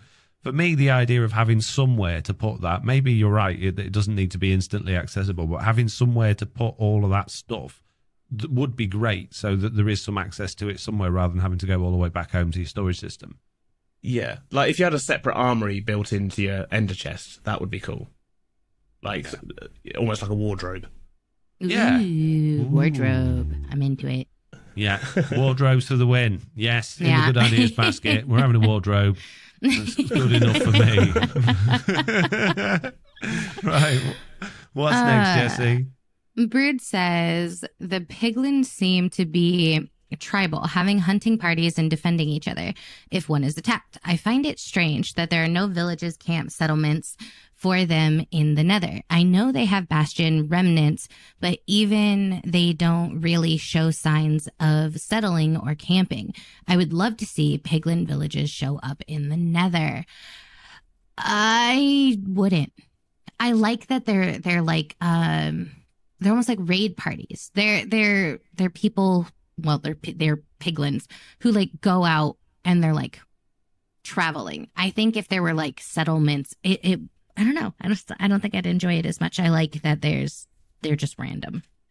Personally, I'm not sure. I mean, in my head, I just keep picturing that amazing piglin village that Jessie built in season 2, and like it would be awesome to stumble across stuff like that. But then, like you say, the fact that they are roaming would, I mean, for me, I think if anything, I'd like to see maybe like campsites, or maybe not even a full campsite, literally just like a fire and a couple of benches here and there, just to show that they are hunter-gatherers or tribal in that way. But I think like full-on settlements and villages, probably not. But like little campsites or just little remnants that are a little bit more there, maybe. Yeah. Yeah, I'm not sure. When the Village and Pillage update was... No, it's not Village and Pillage. Which one was the Nether update? Was it called the Nether update? Yeah. Yeah. Yeah, it was the Nether that update. One. It was, yeah. When they were first announcing that, and we first got like the sneak peeks and everything, there was a big thing going around that the bastions were going to be built into like the walls of the Nether, and I think a lot of people, especially from the concept art, were expecting to see sort of groups of little piglin houses that was like in the walls of the Nether and little villagey things that way, and that was quite an exciting idea. Obviously, as it turned out, we got these bastions, which they're fine, they're okay. I don't find any enjoyment going to a bastion other than trying to get the black stone from them, but I say that's more of a chore than enjoyable. There's not really a great deal worth getting there, although I haven't tried a magma cube farm yet, so I guess that's something that's I'm still yet to do. But yeah, I'd love to see little campfires about the place, maybe with some like hoglin remains, like a skeleton for a hoglin or something, just like on the floor or something. Yeah, that'd be good. Like netherrack with little bits of bone fragment in it instead of gold or something around the area would be nice to see. So yeah, I'd like that. I wouldn't mind little, like, although they don't really have mud, so I guess soul sand houses here and there for the piglins to live in, but I'd settle for campfires. So that's a semi-good idea, Kiwi. I don't think it's good enough. Not Kiwi, sorry. It was that was Brood. I don't think that's quite good enough to go in the good ideas basket, but it's close. Very close. Keep working on it. Right, Kiwi says, a fairly small idea, but I'm getting kind of tired of logging onto a realm and finding I've already died to mobs. As I think I understand, it happens when the player loads server-side but not client-side yet, allowing them to be killed by mobs before they can even see anything. Like, I'd like a second or two of invincibility when you first load in that Java has, to prevent deaths you have no control over. And no, Foxy, there's no possible way you can turn this one into another plea for dodge rolling. Well, already done it. If you had a dodge roll button, you can dodge away from being dead, even though you can't see it yet. I'm just saying.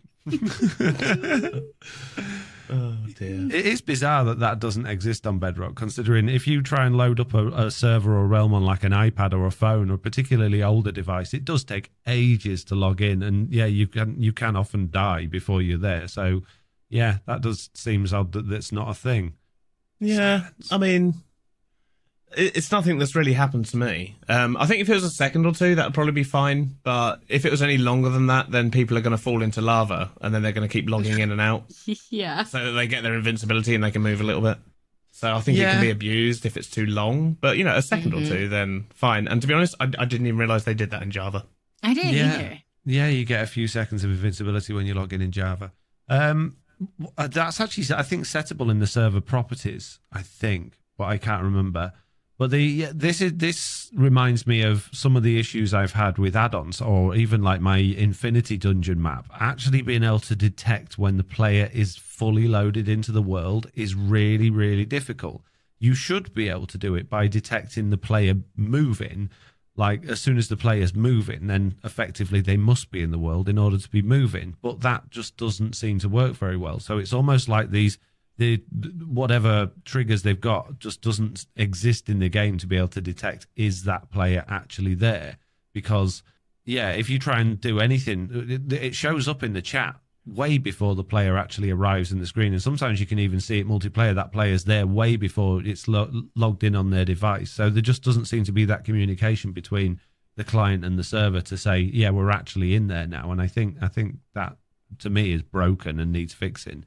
So I think invincibility while you're not physically there, like on your screen, is absolutely fine. But yeah, invincibility once you're in, I think could be easily abused. So yeah, something needs changing. Jessie, it's your favorite person next. The Ricky Roy says, implementing a toggle to control the HUD relative to camera perspective, essentially allowing the ability to ensure the HUD is permanently off when on double F5. So we were talking about this because I don't know if you guys do it, but when I'm recording videos, I can't stand when I go into like first person, like when I'm staring at myself in the camera and then you just see the HUD. Yeah, the hotbar and everything like that. Yeah, it just irritates the crud out of me, and so I have to like remember to F1 all the time. And so I like that. I would like to be able to toggle that. Yeah, no one's ever playing Minecraft in third person facing the player, are they? That's not a thing. No. So yeah, you don't need to see your hotbar or your status effects or the chat or anything like that or your coordinates. You're just looking at you. So yeah, I agree. Totally agree on that one. What do you think, Mr. Beardstone? I've never noticed. It's not something that's ever bothered me before, and now it's going to be one of those things that's going to always bother me. Yeah. Give us a toggle. Give us a toggle.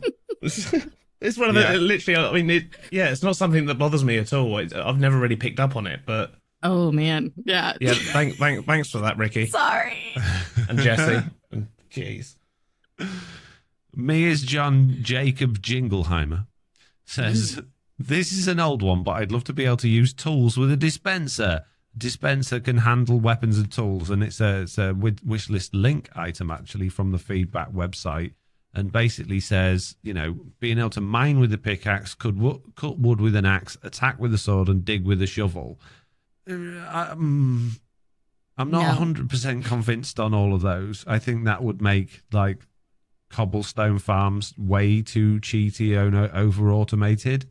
I think that's very modded, but I do think they should enable dispensers to actually be able to do all of the things they should be able to do, like they can on Java Edition with most things, because there is such an inconsistency with what tools will or won't work with a dispenser. So yeah, certain things, yes, but those things possibly not. What do you think, you guys?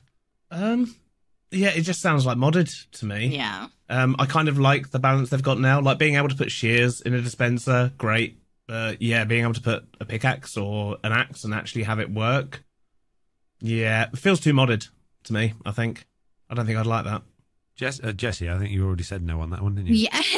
Yeah, I have the exact same opinion. Just that feels so modded, and I think it would be something that would turn me off of the game. Because if I wanted to play modded, I would play modded. I like that you have to do things yourself in vanilla.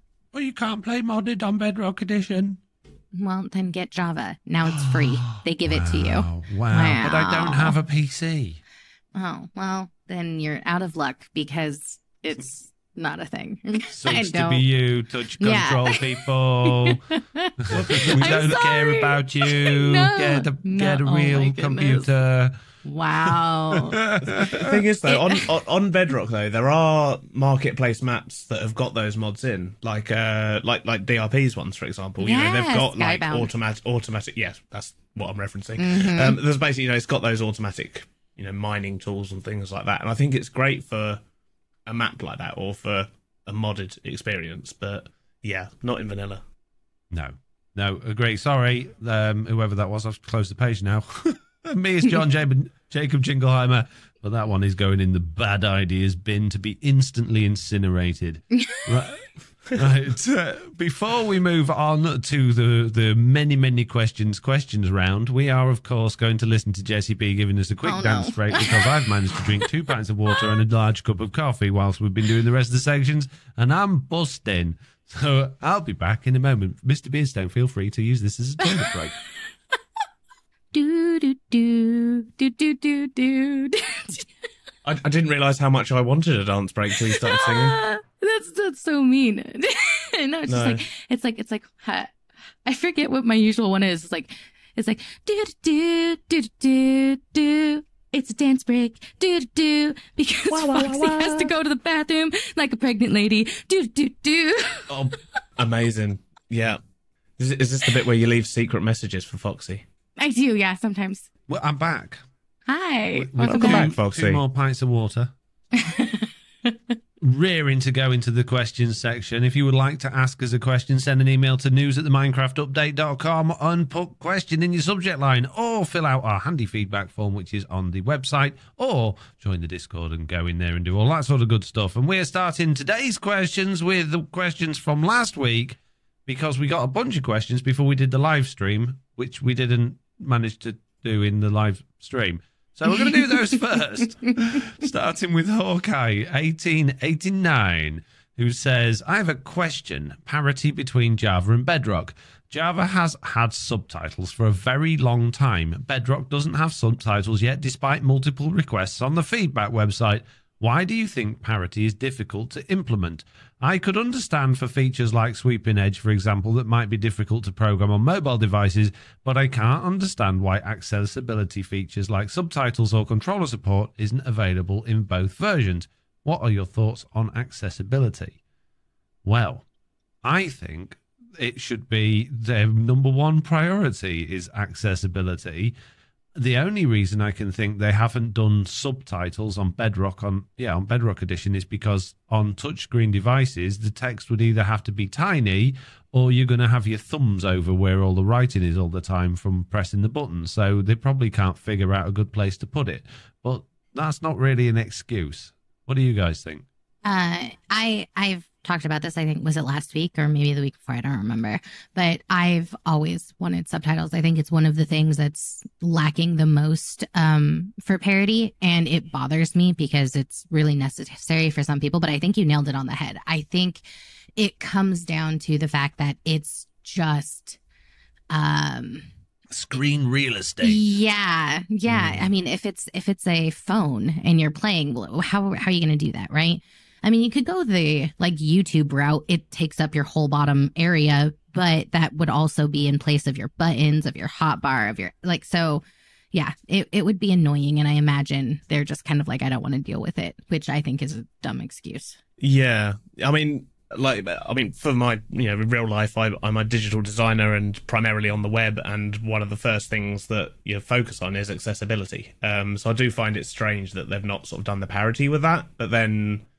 Because I've never really played on a mobile, so I hadn't actually considered that, and I can see why that would be an issue. But they should still find a way around it. It shouldn't just be, oh, it's not going to work, and then just moving on, Well, they did that with bundles. Yeah, I know, but bundles are not necessarily an accessibility feature. No, I know. I'm just saying that seems to be the mindset. Is that too hard? Yeah, pretty much. But I think they do need to do something. But yeah, and in regards to just the general sort of parity question, they're built on different code bases, and certain things are possible in one language that might not be possible in another coding language. So yeah, I think that's why certain parity things are difficult to do. Yeah. Maybe obviously when you're playing on a mobile, you're playing in landscape modes, and most mobiles, although some of the screens can be relatively small, are quite long. So perhaps they could almost shift the game over to the left a little bit, or to the right, depending on which side you wanted the subtitles, and just sort of give maybe a quarter, or not even a quarter, a fifth of the screen just to one side as subtitles, so it's not interfering with your game and overlaying anything. Maybe that would be a way to go, but you're still going to probably have your hand over it. But it might be at least, accessibility. There should be something for people. Yeah, even if it's not the best. Blind Eclipse says, from the 1.19.10 changelog, parrots are once again poisoned by cookies. And it's MCPE 151671. And it says, what are your thoughts on this when considering the whole fireflies aren't going to be in the game because they're harmful for the frogs to eat issue? Okay, I'm going to be real honest. I am so tired. I am genuinely so tired of hearing people complaining about the fireflies. Like, I just feel like over this last update, all I hear people do is whinge. Like, people are just complaining about everything. And it's like, it feels very simple. Like, oh, I didn't get a birch forest. Oh, I didn't get the fireflies. Is the reason why they officially said they aren't adding the fireflies annoying? Sure.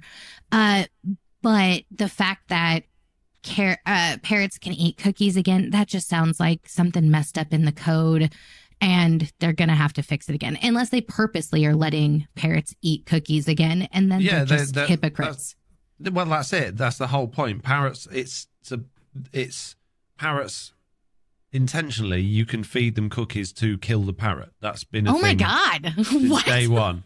Yeah, and it broke, but they fixed it.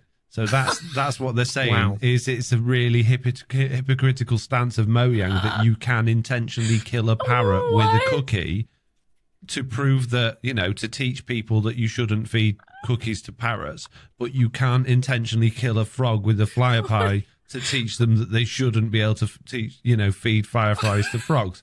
I think the difference there is that one is the player is feeding the parrot the cookie, and the other one is the frogs naturally eating the fireflies. Yeah. But again, the solution, just don't let the frogs eat the fireflies. Very simple. Yeah. Yeah. Oh my gosh. I mean, I don't really have anything to add to that, to be honest. I think fireflies are supposed to be there for, for the ambiance and, to make it all nice in the swamps and so on. And, yes, they were going to have the frogs eat them, but just remove the frogs eating them bit and not the fireflies thing. And I also wish people would stop going on about it. I'm with you on that, Jessie. Sorry. Yeah. It's so, I literally get comments about it every single stream at this point. And since I've been streaming more, I just hear about it nonstop. And I'm just like, I don't care. Well, at least we know. I don't care anymore. The reason people don't send us feedback and questions anymore isn't me, it's Jessie. Yeah. Mining101, who has a Jessie shield, says, hi, so I recently noticed that for the past 3 updates, Minecraft have moved on from saplings. For example, the Nether update brought fungus for trees, 1.17 brought the azalea for trees, and 1.19 brought propagules. What do you think the reason for this was, and do you think we'll ever get another sapling? Love the podcast, keep up the good work. I don't know. Probably just to make life a little bit more interesting. I think they're very much into, we want to show you how the world works rather than focusing on just everything in Western culture. And I think there's a lot of that in there. So, yeah, propagules, you don't generally find them in most of the world. There are sort of generally, where mangrove swamps are, which aren't everywhere. So I think it's just about teaching people that other things exist that do similar things. What do you guys think? Yeah, I definitely think that Minecraft is trying to gear more towards the idea that there's something out there besides your little bubble.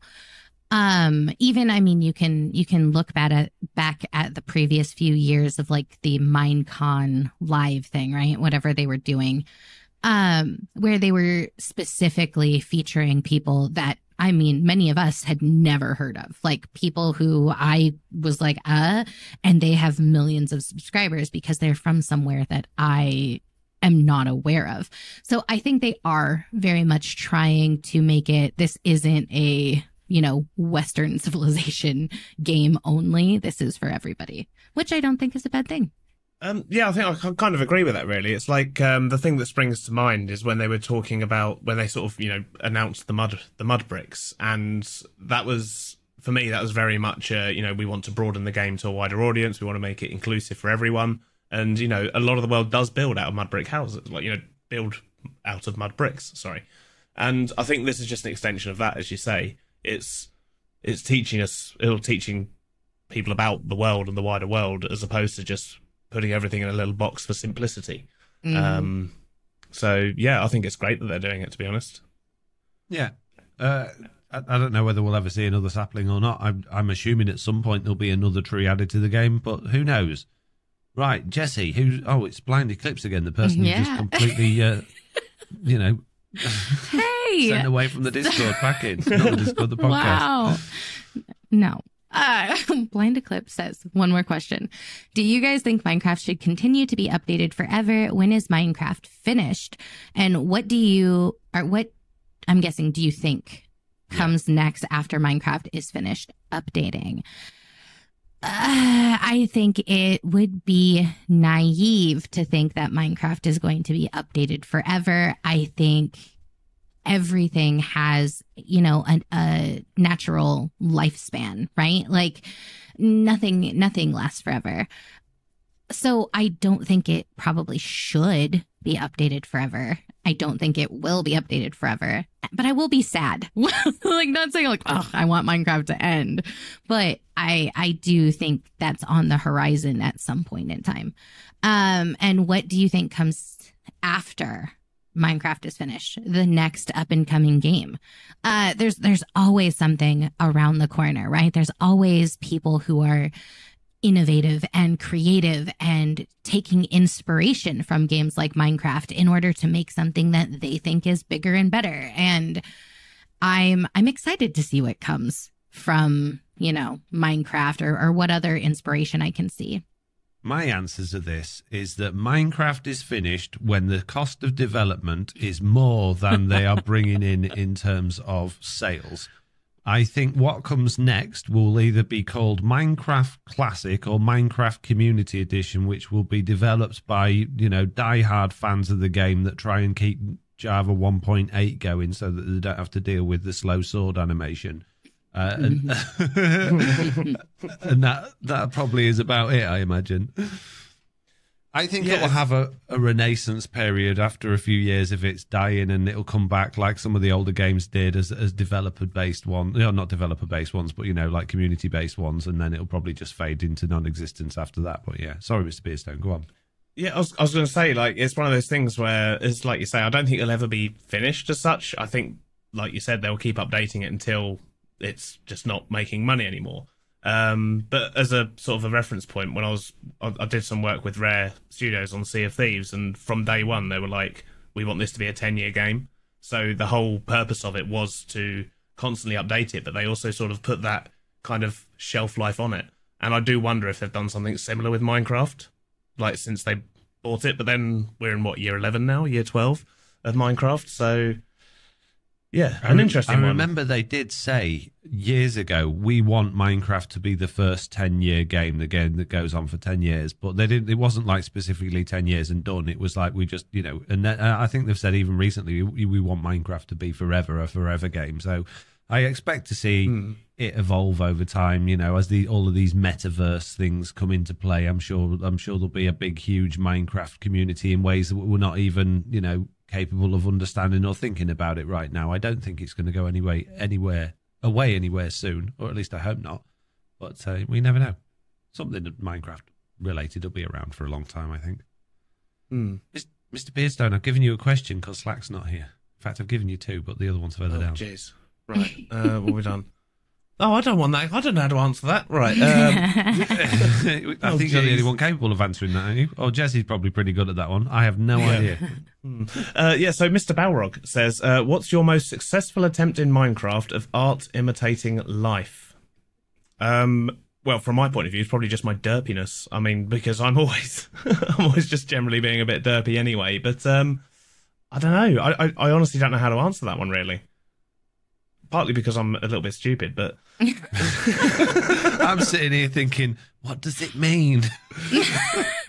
Art imitating life is something that comes across in your content that mirrors something that you are in real life. So I think yeah, so my derpiness example was spot on then, really. Yeah, because I'm 6'3" and I'm very sort of like my legs are all over the place when I'm walking. I walk into doors, stub my toes all over the time. And when I play Minecraft, I always do silly things, fall down, like there'll be a 1-block hole in a platform, and I will find it.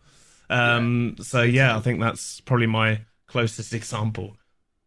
I wouldn't say it was a successful attempt though; it just happens. Yeah, accidental attempt should be more apt. Definitely. My response to that would be big chicken. Big chicken is me. clumsy, useless, everything going wrong, trying his hardest but always failing. Yeah, that's me. That's just me. Jessiie, what about you? Again, I think would have to agree. I don't know if it's successful, like an attempt. I don't think I purposely do it, but I think the thing that comes across most in my content that probably is the most accurate to real life is how how I don't know how to word this. Like I am very like, I'm open. I am an open person. Like I am super friendly to everybody. I'm whatever, but I just, yeah, I'm not very, I don't know when to keep my mouth shut. It feels like I shut up. Like I don't ever shut up. Like I just blurt things out. If I don't know how to word that. I'm like a chatterbox. Like I'm somebody who's just like never stops. And I think that comes across in my content a lot. Well, there we go. Now you know, Mr. Balrog. Jammy Toaster 600 says, "Hi, Foxy, and anyone else who made it." Listening to the debate on Java versus Bedrock combat and which to keep, I had a thought. What if when you swing your weapon, the cooldown was the animation? Example, you swing your sword and it returns to its original position, then you can swing again. And maybe if you wait for your indicator to fill, it gives you slightly more damage. What's your feelings? Well, I think, Jammy Toast, that's not far off what it already is, to be honest with you. I still don't like it. Sorry. What do you think about Java cooldown sword chopping mechanic, Mr. Beardstone? Do you like it or do you prefer spammy? I'm indifferent, to be honest. I like them both for different reasons. But yeah, I mean, just being able to spam click is easier, isn't it? But then the Java side, when you panic, like, well, you get made jump, or when a creeper suddenly turns up behind you in Bedrock, you just spam click it and, you know, it dies. Whereas in Java, you spam click it and you're not really doing much. So you've got to think outside the box. So, yeah, I don't know. Not sure. I do quite like that suggestion, though, where you have the option. So spam clicking does maybe a little bit more damage than it currently does on Java, but then you still have that cooldown for like a hard hit. Yeah, I think my biggest issue is that, like, particularly on servers when there's lag, or even not, like, you can go up to a pig, swing your sword, and just for some reason on Java Edition, it's like your sword doesn't reach as far and you miss. And then you have to, like, you try and hit it again because you missed, and then it's like, oh, you didn't do any damage. I got to wait a minute. Hang on a second. And then for me, I just find it takes me out of the game. I don't feel it, the immersion suddenly gets lost when you realise the action that you're putting in isn't reflected in the game. And I find that with quite a lot of games if they've got like clumsy control systems. For instance, I tried to play Marvel's Guardians of the Galaxy, which the podcast I listen to have been raving about for ages. It's like apparently really funny, really good. And it seems great on one hand, but it's like the controls, they're just, you feel like you're pushing through sludge all the time. The characters don't respond in the way that you expect them to, and that it brings you back out the game. So, you know, like when you're watching a film and all of a sudden it's almost like you're meditating. There's nothing else in the world. Even if you're watching on the tiniest TV that's far away in the distance, you are fixed on that and nothing else exists. And then you try and spam click on Java Edition, and all of a sudden you're back in the room and the game is just in that little box in the corner, and that's kind of how it makes me feel. It's just not. Yeah, I don't know. Jessiie? I feel like I've said this one to death. I hate spam clicking. It annoys me. So anything that we can do to get away from it, yeah, basically. Yeah, Foxy doesn't like that opinion. No, get out. Fine. Okay. Cucumber Everyone's says, entitled to their own opinion as long as it's mine. Well, Right. yeah. I used to, at almost every stream at this point, used to say everyone is entitled to their own wrong opinion. Because, Yes. you know, mine is the one that is correct. But, you know. Absolutely. Cucumber says, hello, FJS, assuming you're all here this week. We're missing one. Ever since I found out about Skin Editor for Minecraft, I have been trying to perfect my skin. It has gone through many phases, and I'm currently in the process of redesigning it. I was wondering if you have any tips about making skins, whether it be preferred skin editors or just general tips. Love the pod. I am bad at it. I see, I go into Photoshop and I know people are like, that is so extra. You don't need to do that. But I have to go into Photoshop and I do every pixel and it gets really annoying. So I'm probably not the person to ask because it's tedious. Yeah, I've always struggled with it as well. I actually use a website called needcoolshoes.com. And it's got like a nice, simple to use editor. And the reason I still use it is because it's the first one I used and I know how to use it. And even then I can only make very basic skin changes. So yeah, quite often, I mean, my actual Beardstone skin was just one that I downloaded originally, made a couple of changes to, and that's what I've used to this day. And then when I need different outfits for it, I generally do something similar. I'll find one that's similar to what I'm after, I'll tweak it a little bit, and then I'll rub out the face and put my face on it. So yeah, that's my experience of creating skins. I find Blockbench is the easiest program to use that I've got, although I do a lot of tweaking in Photoshop because Photoshop allows you to blend things and you know, overlay colors rather than having to put each pixel in individually.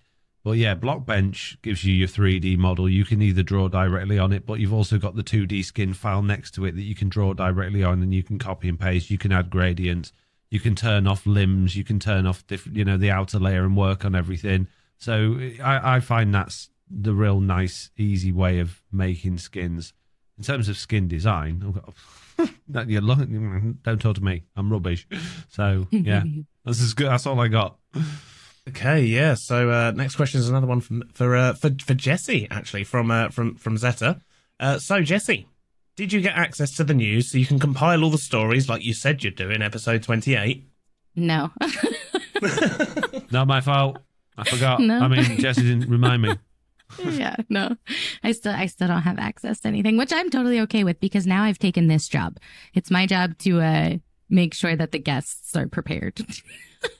And talked to. And invited. And invited, yeah. Yeah. You know. And you did it really well. Thank you. Jeez. C2 Caswell says, how do you guys feel about the old Herobrine legend? I remember being obsessed when it first came. Anyway, just thought I'd add this because what is a Minecraft podcast without Herobrine? And I would answer that and say it's a good Minecraft podcast. It doesn't have Herobrine in it, but now you've ruined it forever. Oh. It's all over now. Yeah, I don't know why, but I've just always hated the Herobrine thing. And I think that's because there's just been so many, or at least there used to be back in the olden days, YouTube video after YouTube video after YouTube video after Reddit post after Reddit post of just Herobrine, oh, there's Herobrine. Oh, and it was just, I just found it thoroughly irritating. So, yeah, I don't have a happy history with Herobrine. What about you two guys? It's before my time. I was just going to say, I genuinely have no idea what that is. Like, I've seen the skin, right? And I've seen like it pop up in backgrounds of like random old videos I've seen, but I genuinely have no idea what it's about, where it came from, nothing. And I'm okay with that. I was going to say, I'm basically in the same boat. I've heard of it. I know what the skin looks like. Don't know what it is. So back in the OG days of Minecraft, there was a rumor going around that the developers had put in another character into the game called Herobrine, which was basically Steve with glowing eyes, who would just appear in the backgrounds, and people claimed that when they'd made videos that this character had appeared in their video, and then all of a sudden there was news articles about it, and even Mojang started getting involved in it and started adding in. I don't think they do it anymore. I think they stopped a couple of years ago, but in every single update and snapshot update they did in the changelog, and it would say removed Herobrine, as if he was always like getting back into the game. So it was just this thing that kind of exploded from nowhere, really. But it was just one of those people trying to convince other people it was real, but everyone knew it wasn't, so it just became irritating to a point after you'd seen so many of them. But yeah, it was a big thing early on, but not so much now, obviously. Oh, well, now we know, Jessiie. Yeah, apparently. So, moving on to this week's questions, right? Yes. Yeah, okay. That's fine. St. Leon says, was just wondering, after hearing what GPUs you have, why you are using Crisp or whatever it's called and not NVIDIA Broadcast and RTX audio. What little I understand about sound is it's a great software. 5 Foxy tried it out with me and it didn't work well for me. And the only thing that did was Crisp. So that is why I have forked out the $60 a year to use it, because my audio has been beautiful ever since. There have been loads and loads of RTX demos on how good the RTX voice thing is at getting rid of ridiculous noises in the background. But what they don't tell you is how much it affects the actual voice coming through. The difference between RTX audio and Crisp is that Crisp does a really good job of actually keeping the speaker's audio clean and crisp, and it sounds good. It sounds almost like the raw audio should do, with very little processing on it. Whereas when you do anything through the RTX stuff, it sounds processed. It sounds squelchy. It's got that MP3, that badly formatted MP3 noise to it, which is just not very good for a podcast, because that's one thing you can't fix. If you've got audio that sounds like that, there's no plugins that you can run on it to make it sound normal again, because it's inherently broken, because it's missing most of the frequencies that it needs to sound like good audio. And we did side-by-side examples of RTX and the Chris stuff. And with Jessie's particular scenario, with her air conditioning using, Crisp just does an absolutely perfect job. Whereas RTX got rid of the air conditioning noise a bit. There was still some background noise of it, but Jessie just sounded awful through it. So that's why, really. But then RTX is good in other scenarios and in other situations. So it's sort of whichever one fits. Sadly, obviously RTX one's free and Crisp isn't, but that probably explains why. Have you had any experience with either of those, Mr. Beardstone? Nope. Okay, moving on. Hawkeye's back again, saying, when working on decorative builds, do you shape the landscape to fit the build? I struggle in my worlds because I don't want the terrain to look perfectly flat, for example. Do you have any suggestions for working with terrain so builds look like it belongs in an area? And I am going to completely ignore this question, because this is a Jessie and Mr. Beardstone question. I was going to say, this is a perfect question for having Beardy on. I'm going to let you go first, Beardy. I shape the landscape to fit the build. Quite often what I'll do is I'll look at a landscape and I try to integrate at least some of what's there, and I kind of let the landscape dictate the build to a point. And then generally what I'll do is I'll flatten out most of it, put my build down, and then kind of rebuild it up again in a way that suits the build. I think a good example of that is actually sort of on the first episode of the Hardcore series I did. I put this build in the middle, and it's just kind of sitting on a rock that's not tied into anything currently. It's gradually evolving, and it's starting to get blended into the landscape as I go along. But yeah, I mean, I look at a lot of sort of, if you think of a topographical maps, the ones that top down, where you see all like the rings of how the land's formed, that shows you all the heights when you look at a map. They're a great reference for stuff like that.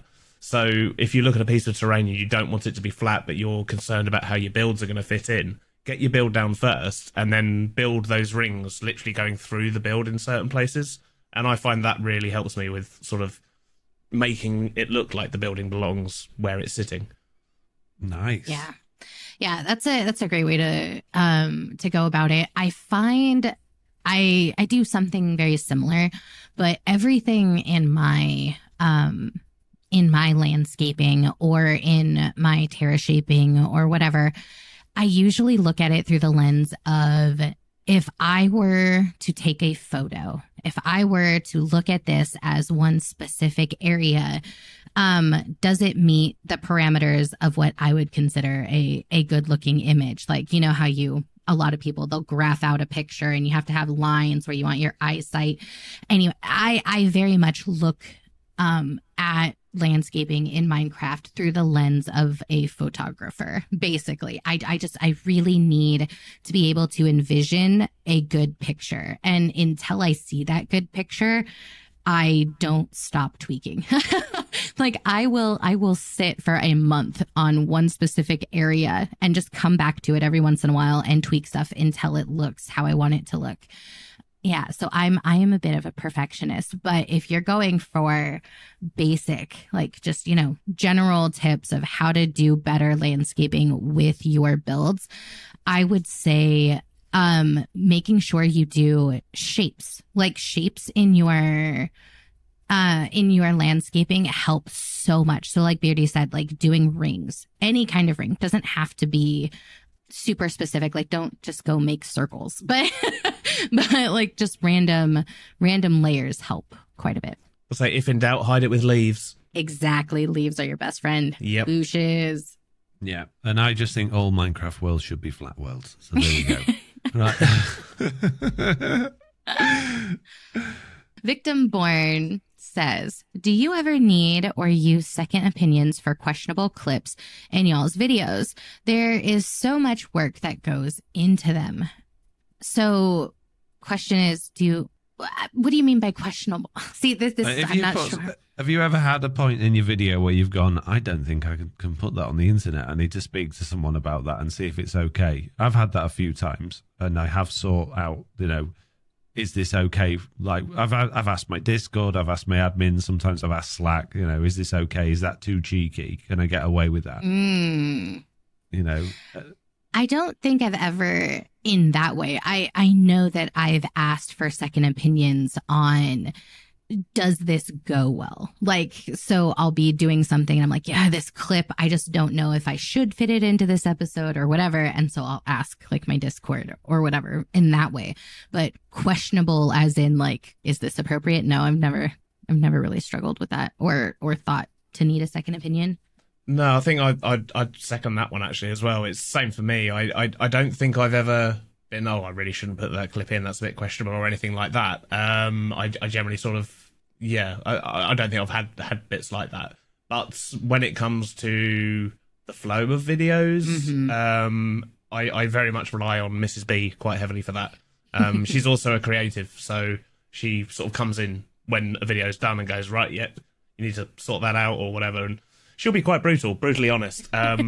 And I wouldn't have it any other way. So, yeah, I regularly seek Mrs. B's advice on that front, but not questionable clips, just more about the flow of the video and whether certain things are important enough or good enough to even go into a video. Oh, so it should be Mrs. B that we should thank for all of your good editing then? Yes. Yeah. Cat Boss says, hi, I have a question about the editions of Minecraft. If you were to take something from Coffee Edition, obviously Java Edition, and add it to Bedrock, what would it be? You would also have to delete something from Bedrock, though. I love the podcast and how you make an episode every week. Oh, man, we've had this question quite a lot. I can never remember my answers to it. So you guys go first, and I will do everything I can to think of an answer. I was going to say, for me, this one's quite easy. I would add offhand to Bedrock, and I would remove scaffolding. Wow. Okay, you had me until scaffolding. I would obviously add offhand. I would remove drowns. I hate them. Go away. Wait a minute, Jessiie B. Yeah. Last week we said that when we were going to add something to Minecraft, and I was like, oh yeah, offhand, and you were like, no, subtitles. And I said, really, subtitles? Yeah, because the whole world. No, I was like, no, it's for you. No, well, no, still subtitles. And now you're saying offhand. Well, it's because we've already had the subtitle discussion today, so I had to throw something else in there. Oh, okay then. Yeah. Right, fair enough. Oh man, broken record time. Yeah, I guess offhand, and I would remove. I don't know. I don't know what I'd remove. Something annoying. Dolphins. There you dolphins. Go. Remove Done. Dolphins. Or bats. Either one of them. Ooh. Nah, bats are pointless. Get rid of them. Okay, Jessiie, it's your favourite person again. The Ricky Roy says, with the lack of love for scaffolding, what things do you think could be done to make a viable option when building rather than just being good for fuel? Not trolling, genuinely curious, as I share the same opinion on it not being ideal for its intended purpose. I'm curious, boys, how would you make it better? What, scaffolding? Mm-hmm. I'll make it work. First of all, I would make it so when you press shift on it, you don't fall through it, so you can actually place blocks, right? I would make it so when you get to the top of it, you don't suddenly take half your health worth of damage.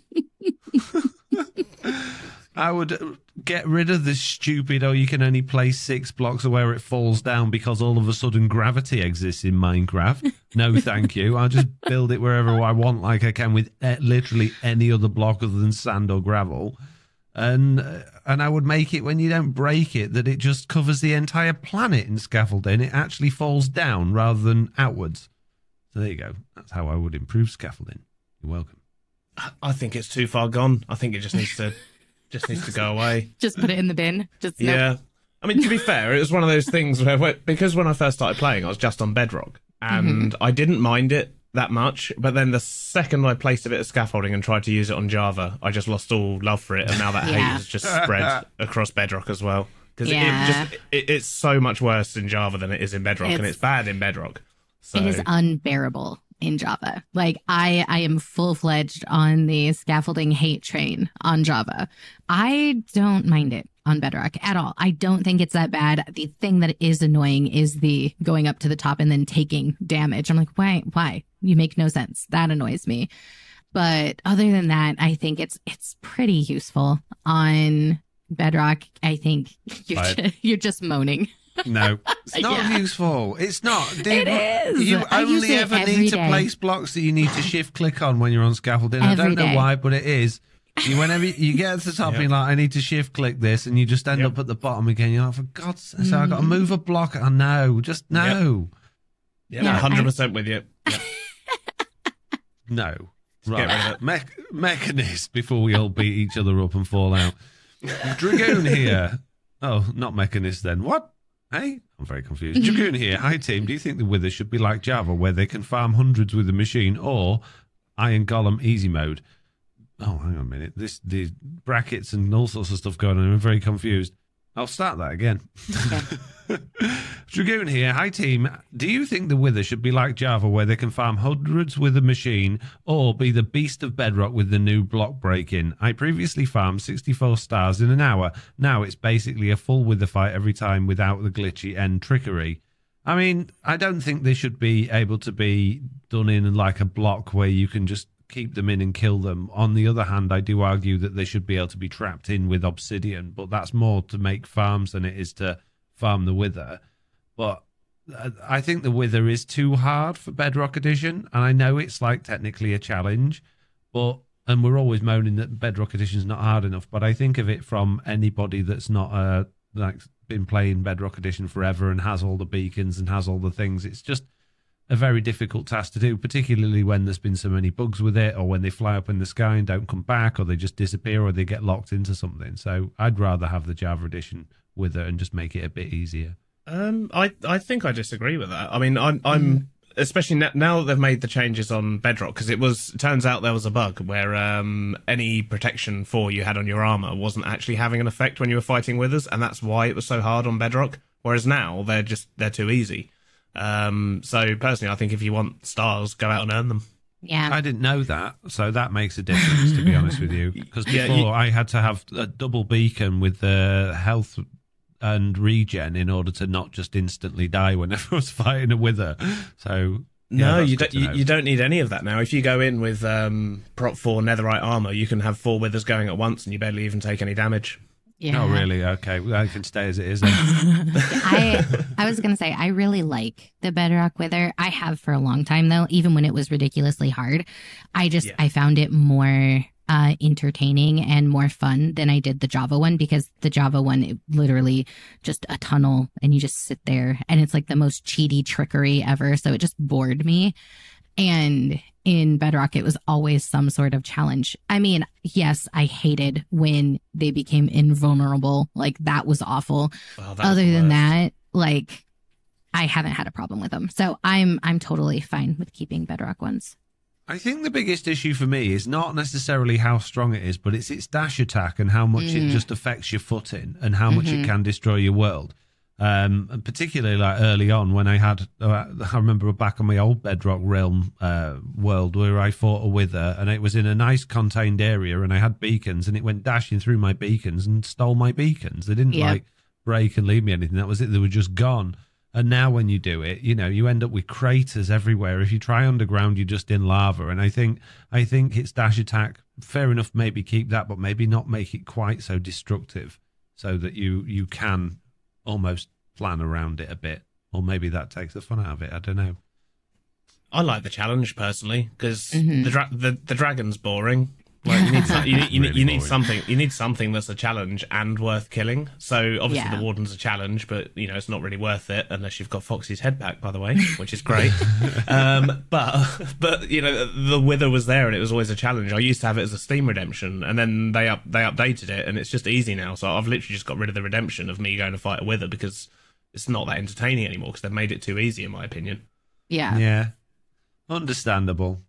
And it's understandable, see that amazing segue there, that is the end of the questions. And that leads me to say again, if you would like to leave us a question for next week's podcast, you can do by emailing news@theminecraftupdate.com, put question in your subject line so we know it's a question, or fill out the feedback form which is on the website, or join the Discord and ask it in there. The last thing for us to do today is to find out what we're all going to be doing next week. And then we can all do the off. Mr. Beardstone, what are you going to be up to? Well, my streaming schedule is completely out the window at the moment due to time of year. You know, got holidays and weekend trips and visitors and all sorts. Plus, work's been going crazy, so I've generally been too tired to stream. So I've just thrown that schedule out the window, and I'll stream as and when I can, basically. Other than that, the usual, really. Videos come out as and when they're ready. So, honestly, I've just... Yeah, I don't really have a schedule anymore. It's generally I have a video every 5 or 6 days, but I had one out today, so there might be one at some point next week. Nice. But I'm also working on a super secret project at the moment. So that's out that'll be out in about 2.5 weeks. Can you give us a snippet, a clue, a sneak peek, just something exclusive for the podcast? Okay, well, it's something a little bit different. There's a small group of us, and it's a very it's kind of a set thing. It's very story driven, story based, and it's just going to be 5 episodes over 5 months, and that's all I'm going to say for now. Wow, I'm looking forward to whatever that is. That sounds amazing. Yeah. Okay, Jessie, are you doing something equally as amazing as Mr. Beardstone over the next 5 months? No. No, me neither. No. But what you will see is, again, more of my face. I have been streaming about 3 or 4 days a week right now, kind of whenever I feel like it. Not yet. I'm getting there. I'm getting there. Come on. I'm ready. I have the webcam. I think at this point, I really just need to buy the new mic stand. I'm just going to do it. Payday is Friday, so I think as soon as that's in and I no longer just have excuses about mic stand. Turn seriously? Your webcam on. No, hold on. I will show you a picture, right? I took a picture. The whole shot is just my mic, my boom mic. So it's just like this whole arm. And you're like, oh, Jessie's in there somewhere. Peep around the side of it from time to time. People would be happy with that. It's more than they're getting at the minute. I mean, you're not wrong. Yeah, you're not wrong. But again, streaming like 5 days a week right now. It's been fun. 4 or 5 depends. And videos are coming eventually because content someday. As usual from me, I am doing daily Minecraft videos all the time, every day. I'm streaming 3 times a day, every day, all time, 24 hours a day on my other channel. I just can't get enough Minecraft content out of me at the moment, and it's just non-stop. I'm full of beans, full of energy, and raring to go. No, same as usual. Nothing's changed. Summer holidays, it's hard. Get it when you can, lap it up when it exists. And on that note, I'm going to say the same thing I do at the end of every single podcast, and that is, if you've been podcasting with Mr. Beardstone, make sure you wash your face when you're finished. Wow. Was that one all right? Wow. Did I nail it? I think that's the best one yet. I think that's the one. I'm getting close. I'm trying to practice like a good outro, Mr. Beardstone, and I'm getting there, I feel. Well, how would you rate my outro? 12 out of 10. Yeah, definitely. Yeah. Good. Is this where Jessie sings the theme tune and we fade Yeah. into the distance? That's right, exactly. Go What? on, go on, Jessie, sing the theme tune. Okay, let's see.